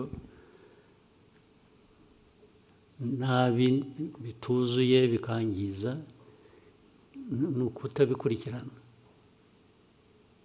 kandi nitwe bigomba kuba biturukaho kuko ari ugiye gukora umuhanda umuntu wa mbere utanga ibigomba kuzuzwa n'inde ni twebwe dushaka imihanda niba twarabitanze hariho cyangwa hatariho uburyo bwo gutwara amazi ikibazo ni icyacu niba twarabitanze nabyo uko bakora imihanda tubifite umuntu akazaza akavuga ati umuhanda mwanshinze narawukoze nararangije nimunyishyure, bakamwishyura akagenda batabikoze, ni twebwe, ntabwo ari abakora umuhanda. Ngo ni ikibazo cyacu kigomba gukemuka, nacyo byanze bikunze. Uzampa ingero gusa zimwe nakuzimpe, kuko ibyo byombi ndashaka ku, hari inama y'abakuru ba minisitiri ejo. Hari urugero nyakubahwa Perezida wa Repubulika, umuhanda Kigali Bugesera, abaturage batuye munsi kandi ubona ko hari amazu afatika abantu bubatse neza, ariko hari za ruhurura ziza zitangira ari umugende w'amazi bikarangira bibaye ruhurura, aho abaturage basabwa kuhimurwa, leta igatangira gutanga ingurane aho kugira ngo ibe yarayoboye amazi agera mu gishanga. Icyo kigomba gukosorwa, byo nabyo byanze bikunze. Thank you, Mr. President. Diva, RBA. Maybe I'll try to shorten my answers so that we don't spend the whole day here. Murakoze nyakubahwa Perezida wa Repubulika, nitwa Divin Uwayo, nkorera RBA. Nifuzaga kubabaza ubushakashatsi bwa 14 bw'urwego rw'igihugu rw'imiyoborere. So while I want to shorten my answers, shorten your question. So that we can have more people. Yes, Excellency. Nari nkomoje ku bushakashatsi bwa RGB bugaragaza uburyo abaturage bashima cyangwa banenga inzego z'imiyoborere zitandukanye, aho bugaragaza ko bashima urwego rw'umutekano ku kigero kirenga 90%, ariko byagera ku rwego rwa service runihariye igice kigera hafi kuri 50% by'umusaruro mbumbe w'igihugu, ugasanga nicyo gice kinengwa cyane, haba serivisi za leta haba n'iz'abikorera, kuko hamwe urwego rwa serivisi abaturage ubwo kandi namwe murimo nawe urimo n'abandi komeza. Hanyuma nyakubahwa Perezida wa Repubulika, twifuzaga kubabaza, musanga habura iki ngo imitangire ya serivisi haba mu nzego za leta n'iz'abikorera ibe myiza kurushaho, dore ko ari urwego rufashe runini mu cyerekezo cy'iterambere ry'igihugu? Icya mbere, abo batanga serivisi mbi bagomba kwiga kubwirwa kunoza serivisi batanga. Icya kabiri, abanyarwanda muri rusange mukwiriye kwanga guhabwa serivisi mbi ukayishyurira, ukagenda utanavuze, ugomba kubyanga. Icya gatatu, ni mwebwe kugira ngo tumenye amakuru habeho accountability. Nawe umunyamakuru bishyire hanze ubimenye, uvuti bari bamaze kutubwira umuhanda, urugero umuhanda aho ibintu byiza, amazi yangiza umuhanda, yangiza amazu, n'icyo urwo ni urugero. Nawe butaha serivisi mbi wayiguhaye ninde? Ahangaha ukavuta ahangaha batanga serivisi nabi, even nk'umunyamakuru, ariko murabitinya, ntabwo murabiceceka mukabihisha, cyangwa mugashyiramo abo mufitanye amasinde gusa, abandi mukabihorera. Hari abo mutavuga, mukavuga ababoroheye cyangwa ababangamira ku bindi, ariko mukwiye kubishyira hanze uko bimeze. Hanyuma cya kane, inzego za leta zigomba kubikurikirana nazo ndetse ubwazo, kuko zirimo, nabwo zitabikurikiranye nabwo bafite abababaza, ubwo bakwiye kubibazwa. Ariko ikibazo cya serivisi mbi cyo ntigikwiriye kwihanganirwa n'uwo ari we wese. Ariko ndakubwira, ntabwo ari hashize igihe kinini mpora nabyo, ariko nahuye nabyo kera no mu nteko. Kera twagiye mu bintu bya what was it, national dialogue. Kera abantu bazahamagara abantu bakora, bafite amaresitora, bafite ibikingo, baze bagaburira abantu bari bageze ku 1000 mu gitondo. Turakora neza akazi, ugeze ku lunch tugira break, nagiye kuyifatira ahandi. nagize amahirwe kutayifatira. So ngarutse mu afternoon nsanga barambwira harimo n'abayobozi harimo n'iki bose bamwe babajyanye za ambulance ziraho zitunda zijyana abantu mu bitaro. Ndabihorera ariko ugasanga nta n'uvuga ati bazanye ibi bintu bamukurikirana ibibazo, ndetse habaho guhura kundi aho ngaho bakagarura wa wundi bakaba ariyo baha ngo atange serivisi zo kugaburira abantu. Ubu urumva biri muri twe, ntabwo ikibazo ari cy'aba bandi batanze serivisi mbi gusa, ariko n'abo bazikoreye nabo arishyura akagenda na vuba aha abantu benshi ngiye mvugana nabo bakakubwira iriya resitora, bakakubwira izina. Ejo bundi twagiyeyo twese uko twari 7 none 4 twese twararwaye na 2 bari aho bari ku stand by bategereje kurwara. Ugasanga ni ikiganiro gusa byahereyeho, hashira icyumweru kubera ko aho hantu hari ukuntu wenda hagezweho cyangwa bahavuga neza, ukumva ngo basubiyeyo.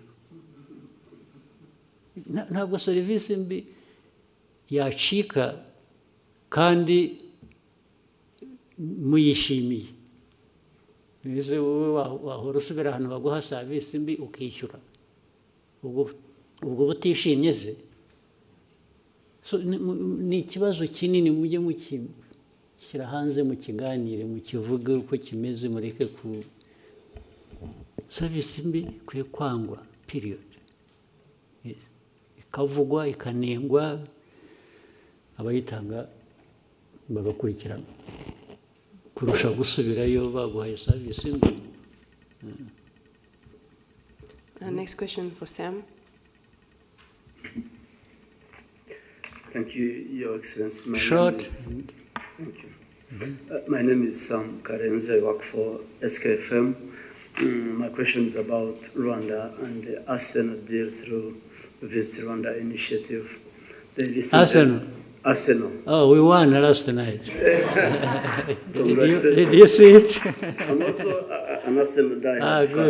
Good. So, what is the problem? After 8 years working with Arsenal through Visit Rwanda, they recently announced that they won't be renewing the contract. Your Excellency, what's the reason behind the decision of not renewing? And if you can tell us about some news allowing that. 8 years is not a short period, I think you understand. Sure. I mean the news around that the decision is this one, I got your point. A result of pressure from European countries but we still have. We have Atletico Madrid, we have PSG. These are European countries. They are based in European countries. So that can't be the issue. But the issue is when maybe sometimes, while for me, and I will continue, it has nothing to do with the contract. I will continue being Arsenal fan, of course. I even go and watch in their stadium football when I have time and so on. But a partnership like that one we had been having for 8 years is a commercial partnership. A commercial partnership can be reviewed on different grounds. Either party may say, I'm not, because it has to be, it was being negotiated every year. It has to be negotiated every season. I mean, not every year. We agree, let's say we negotiate it like today. Maybe it goes 2 years or 3 years. And then you have another one whatever period people have agreed. It could be renewal every year, it could be renewal every 2 years or 3. So the reason for renewal is to look at whether new conditions demand different things from either party. I say, no, from my experience for the last contract, we didn't get so much in this area, and we can't be paying for it so much. And the other side could say the same. Can we adjust it like that? So in fact, particularly this one, there was a negotiation that went on. There are adjustments to be made in the contract. And our people and theirs disagreed on a particular thing and said, no, we can't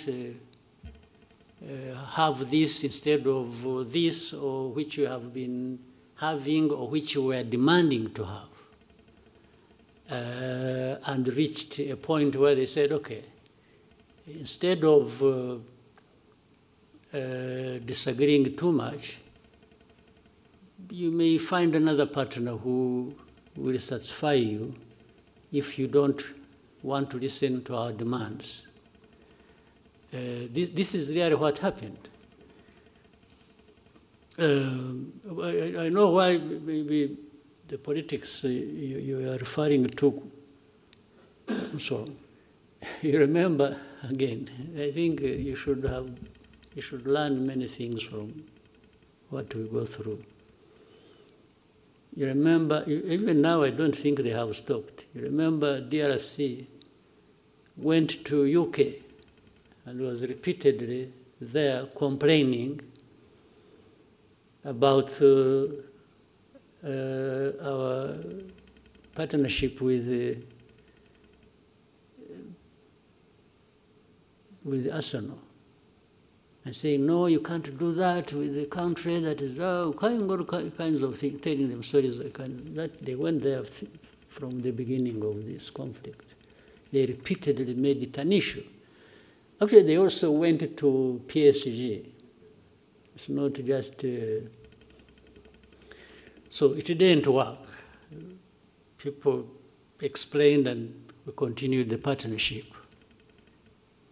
And it was during that time that we even had more partners. You remember Atletico Madrid came later.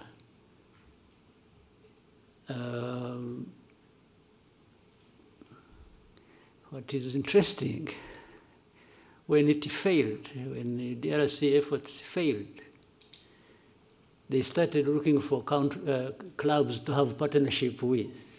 So, yes, that's exactly what happened. If you saw, I think I saw a game yesterday or the other with the Monaco, somewhere on the sleeve they have D something. Yes. So you can see you are attacking a partnership and you are saying this, When you fail, you go looking for a similar thing. So which shows really they were doing it just to malice Rwanda, not because there was anything wrong with this partnership. Unless we want to overstretch it and assume that among the people who have the influence or who are part of the authorities to decide were Tottenham fans. So you can understand they would want to kill this one. So that is what happened. There's nothing dramatic about it. But at the same time, by the way, if this partnership doesn't work, it means we have opportunity with this money, because it is commercial. We are paying to open up for another partnership somewhere else. You've seen how we've been even going to, as far as the United States, we are having beautiful partnerships with NFL, with NBA, and more will come. Yes. By the time we realize, we are into many other partnerships. Thank you, Mr. President. You've given us more than 2 hours. With your permission, we can take 3 more questions. Let's see here, take some bonus. Oswald. Thank you so much, Your Excellency. Murakoze cyane. Ndagira ngo mbashimire kuri uyu mwanya mumpaye. Ni sinzi niba mwarabonye raporo yasohotse ivuga ko mu mwaka umwe 2024-2025 abantu basabye akazi bari 1,100,000 birenga. Akazi gahabwa abantu 3,000 gusa. 3,000 kuri 1,100,000. Bitatu bigomba kuba ariko byaragiye mu kampani imwe cyangwa ebyiri. Ntabwo nibera ko birakiretse. Noneho mu mpamvu zimwe zibitera inzego za leta zimwe zishyira ku isoko imirimo zigakoresha ibizami abantu bagatsindira akazi ntibabashyire mu myanya. Hanyuma abavuga ni mu nzego za leta. Yego, mu nzego za leta. Inzego za leta hakwiye kubamo n'abakeya kurusha abo ngabo. Hakwiye kubamo bakeya kurusha 3,000. Leta bose barajyamo bashaka iki.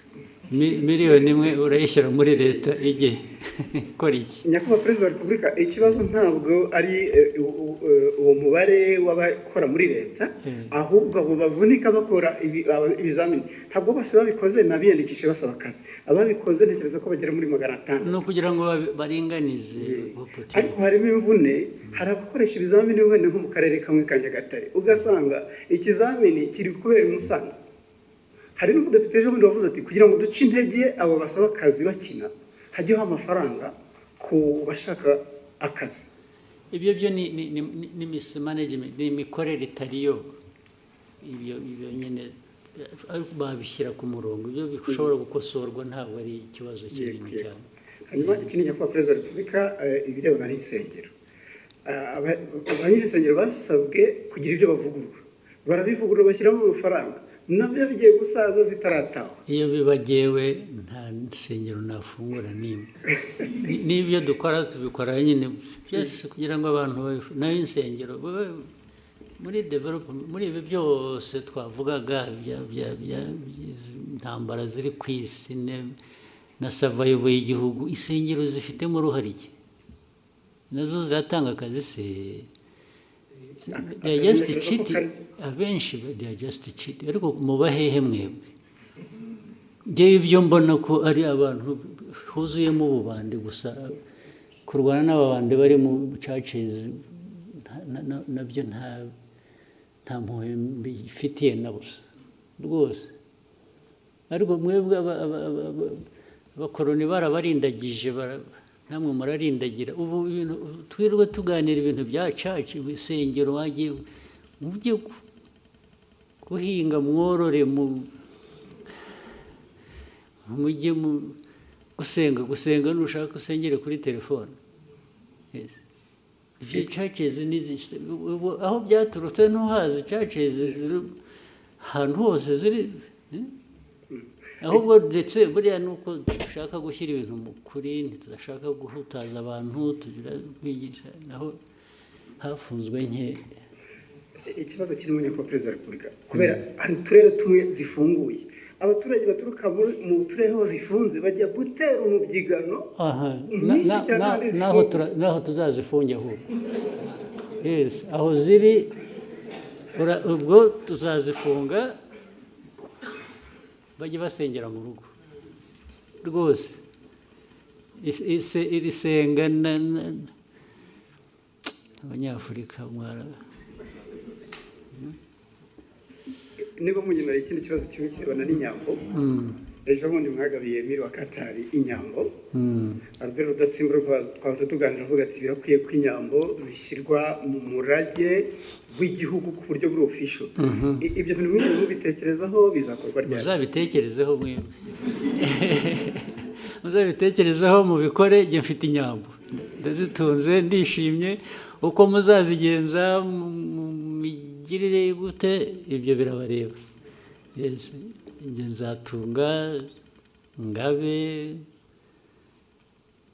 nishime nyambo ko ari amateka yacu se mwe mukora akazi ko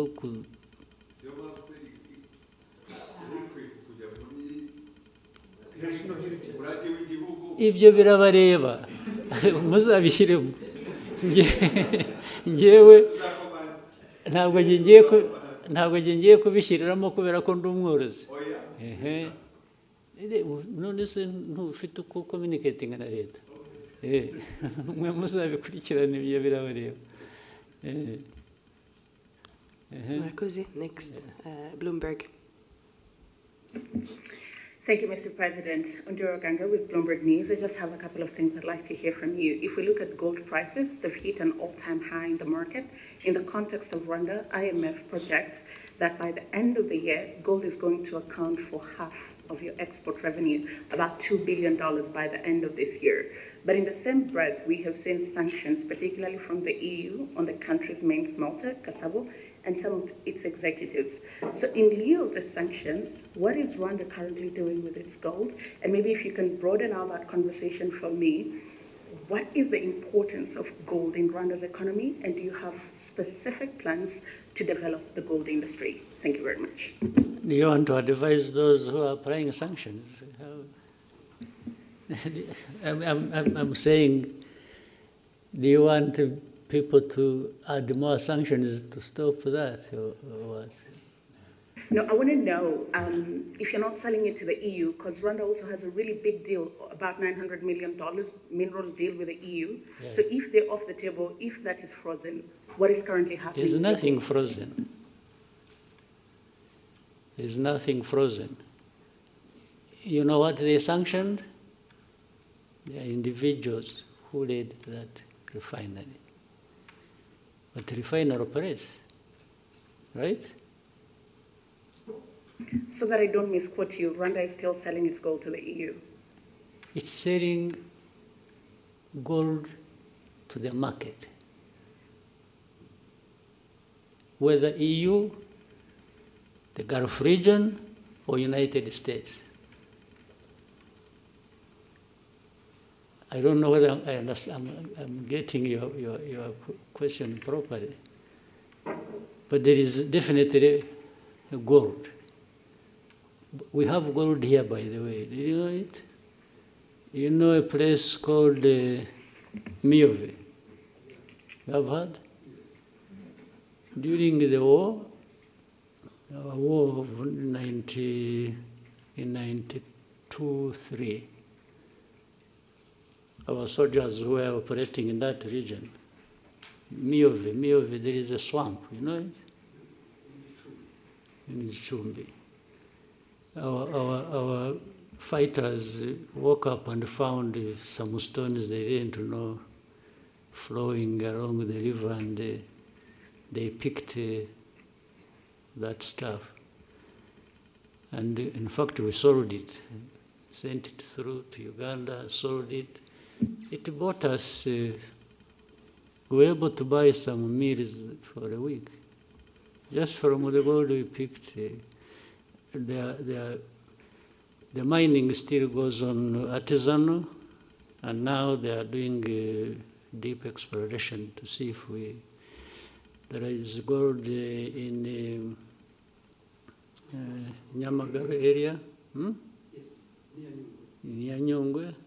A lot of gold comes from there, and so on and so on. Then more gold comes from, and gold has been coming through here or sold here from Congo as it goes through Burundi or goes through Uganda.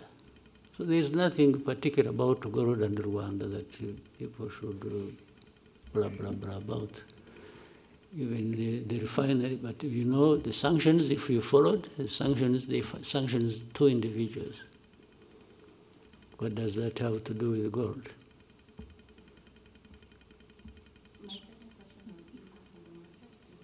Impact of Rwanda on the market, or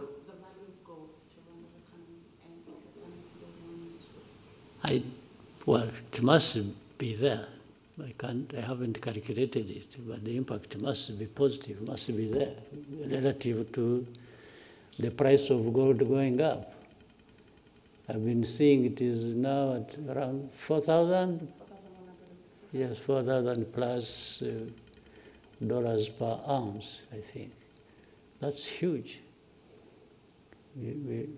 As you see it, you may end up, and it has nothing to do with Rwanda, you may end up having wars around gold, those who need it and those who produce it in the world. And those who have more will get more involved than those of us. We are talking about young or small people. Rwanda always carries the burden of the whole world by itself.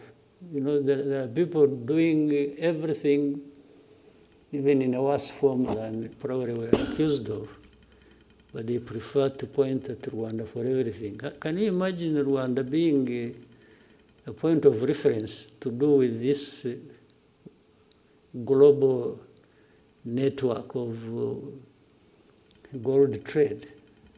You get it clearly that it is politics, it is geopolitics, it is some nastiness that goes on every day. Otherwise, how does Rwanda really surface in all this? Thank you, Mr. President. We'll Someone else want yes, to? one last question from Jackie. Thank you very much. Your Excellency, my name is Jackie Lumbasi. I host the Real Talk on RTV. And Your Excellency, what I do on this program is try to bring out the person behind the title.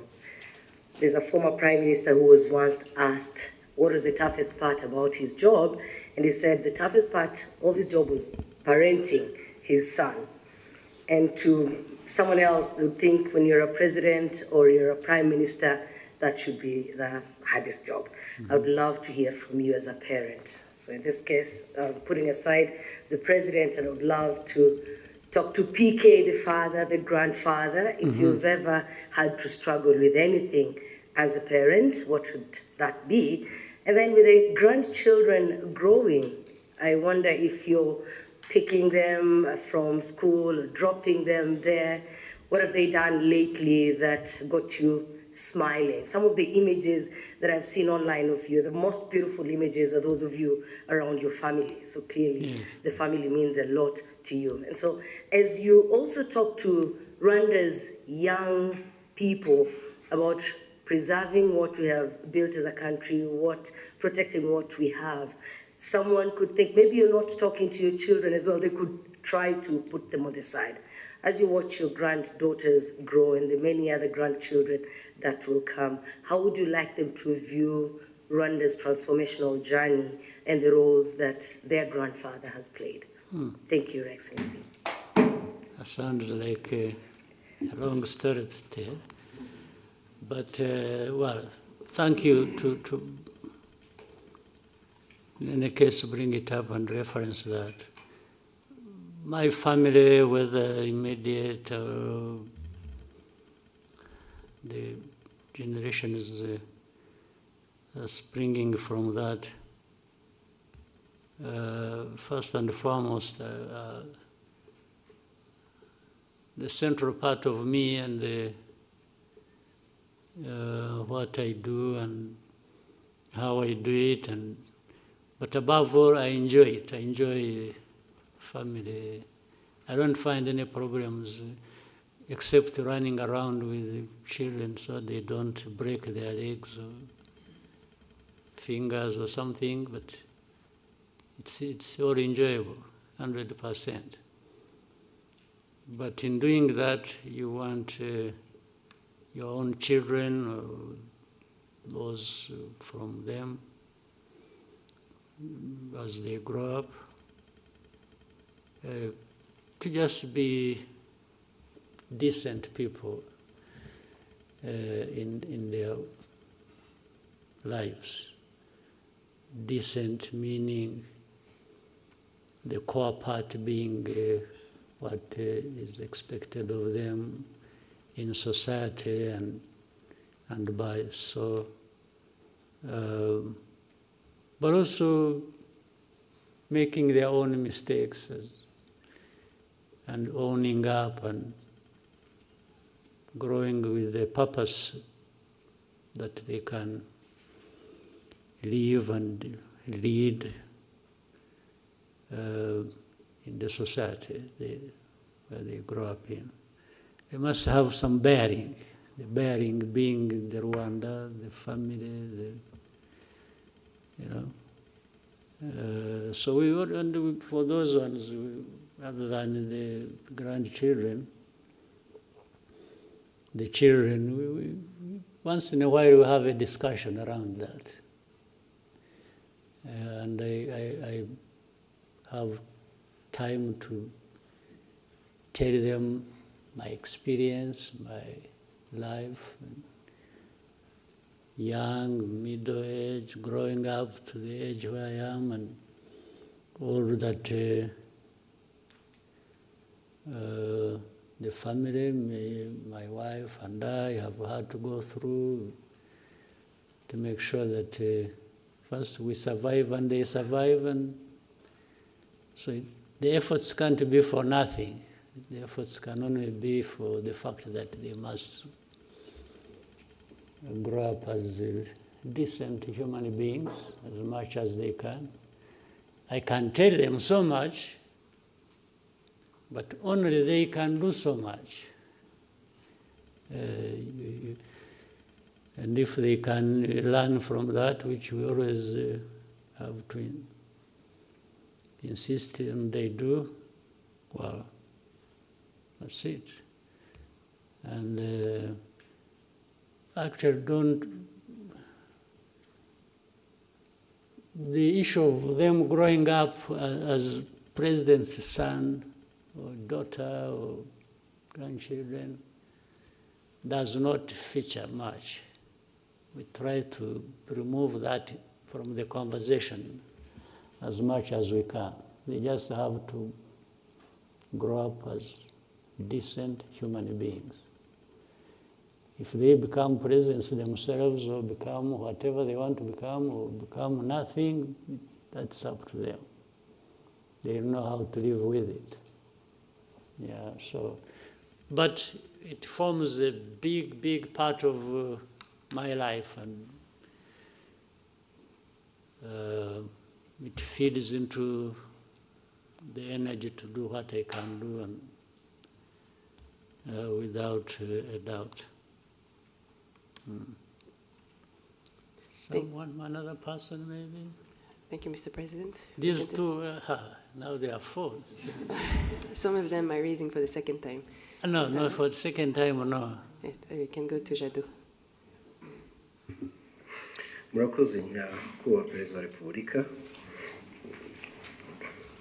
Biriya abantu mwagarutseho nyakubahwa Perezida wa Repubulika muri iyi minsi, ahubwo nyuma ya COVID biragaragara ko intambara zishingiye ku kwigwizaho imitungo zongeye kuba nyinshi.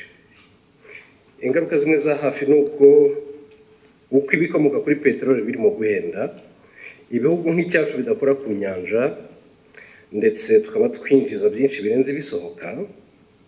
Cost of living nyakubahwa Perezida wa Repubulika irimo irazamuka. Nkaba mvuga nti ko bigaragara ko ibyinjira mu gihugu birimo bihagera bihenze, ibikomoka kuri peteroli bigahenda, mu kubigura umunyarwanda ku isoko ibiciro bikaba bitoroshye, ingamba nzibacyuho za leta y'u Rwanda zo mu gihe gito cyangwa se ku buryo burambye zaba ari izihe nyakubahwa Perezida wa Repubulika? Usibye ibyo bibazo biriho kandi bimwe byumvikana tugomba guhora dushakira umuti, reka tubanze tunahere gusubiza amaso inyuma urebe aho tuvuye n'aho tugeze n'ubukungu actually buhora bukura buri mwaka. Ubu turi mu ba mbere ku isi bafite ubukungu bukura, nuko ari igihugu cyangwa ari ubukungu bukeya gusa. Ntabwo ari igihugu kinini, ntabwo ari ekonomi nini, igihugu gitoya, ariko niyo urebye n'imibereho y'abaturage mu myaka 20 ishize yakomeje irushaho, abaturage umubare wabo uriyongera, ariko n'imibereho yabo igenda yiyongera, byaba buhoro gato, byabaho byihuta, ariko biriyongera, ntabwo bisubira inyuma. Ibijyanye rero n'ibyo bijyanye n'ubukungu ku buryo bw'ibyinjira ibisohoka bavugaga, ingamba ya mbere ni ukugira ngo ibyo twohereza hanze birute ibyo tuvana hanze, nibyo byatuzamurira ubukungu kurusha.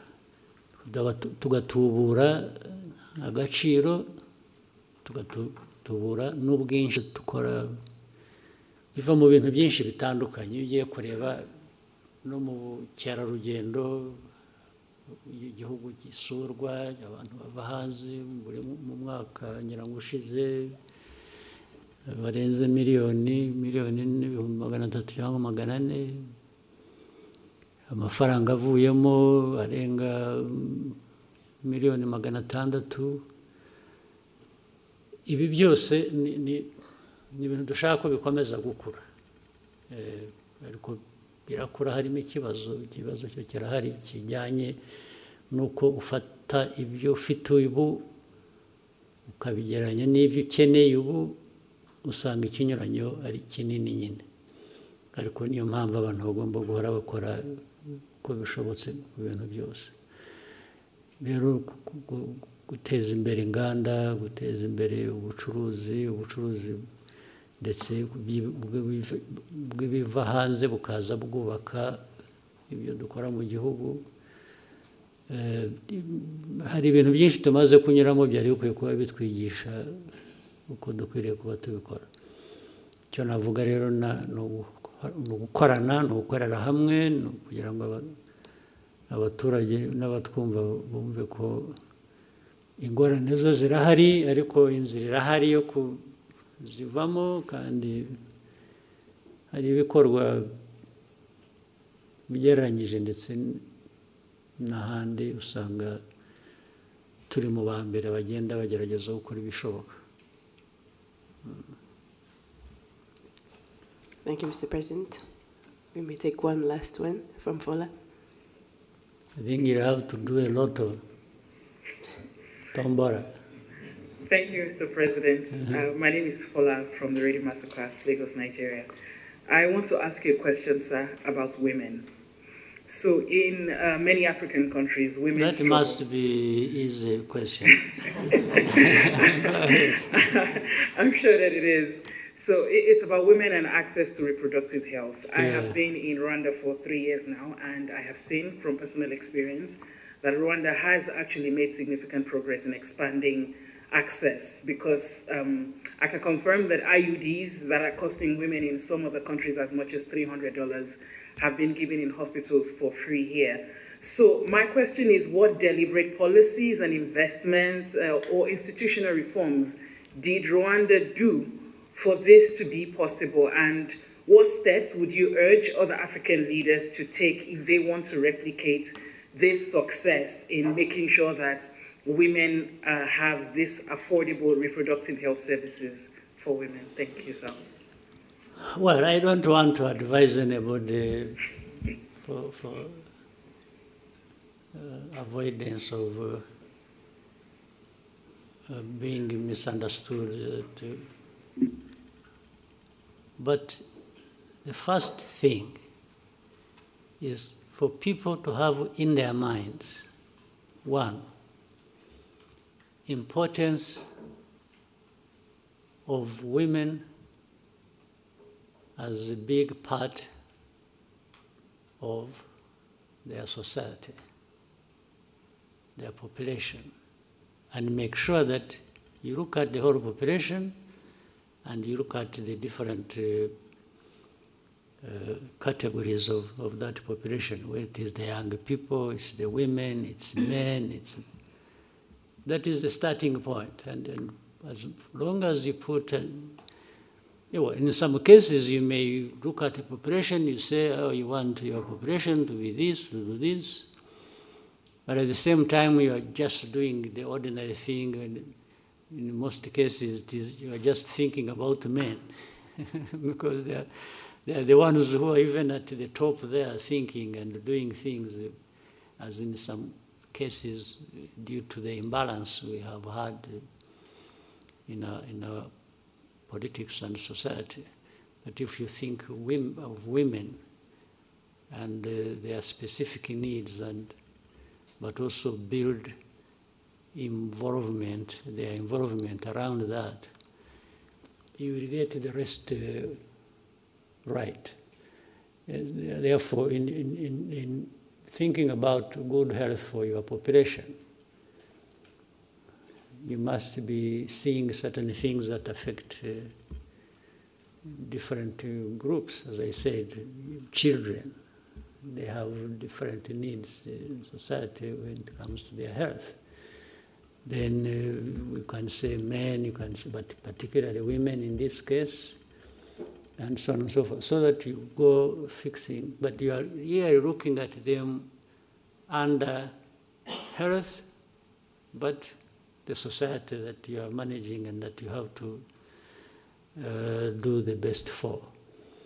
This is where it starts from. If you don't start from here, the rest goes wrong. Yes, and so for those who would want to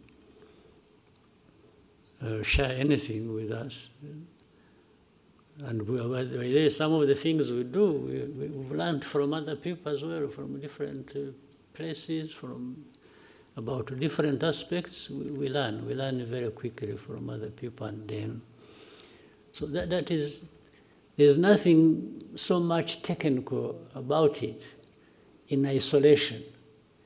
It is just thinking about health, thinking about your people, thinking about women, and as you think about the rest, the children and the rest, and then you go into these categories and say, what are the specific needs? So under that umbrella and the budget and so on, you break down and create resources for each aspect. That's all you do. But that's the starting point. The rest is to be practical. How do you become practical about doing it and just stop saying it or having information and knowledge about it? Thank you, Mr. President. Was there someone who really, how urgent is it? I think we can start with them at the next press conference, the ones that have not asked. Who is this? Okay, let's hear from...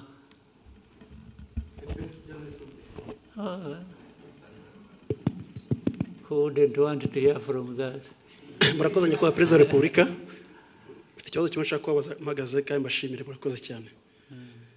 Nyakubahwa Perezida, mu minsi ishize twabonye intumwa z'i Burundi mu gisirikare n'iza leta zitabira ibikorwa byabereye n'aha ngaha.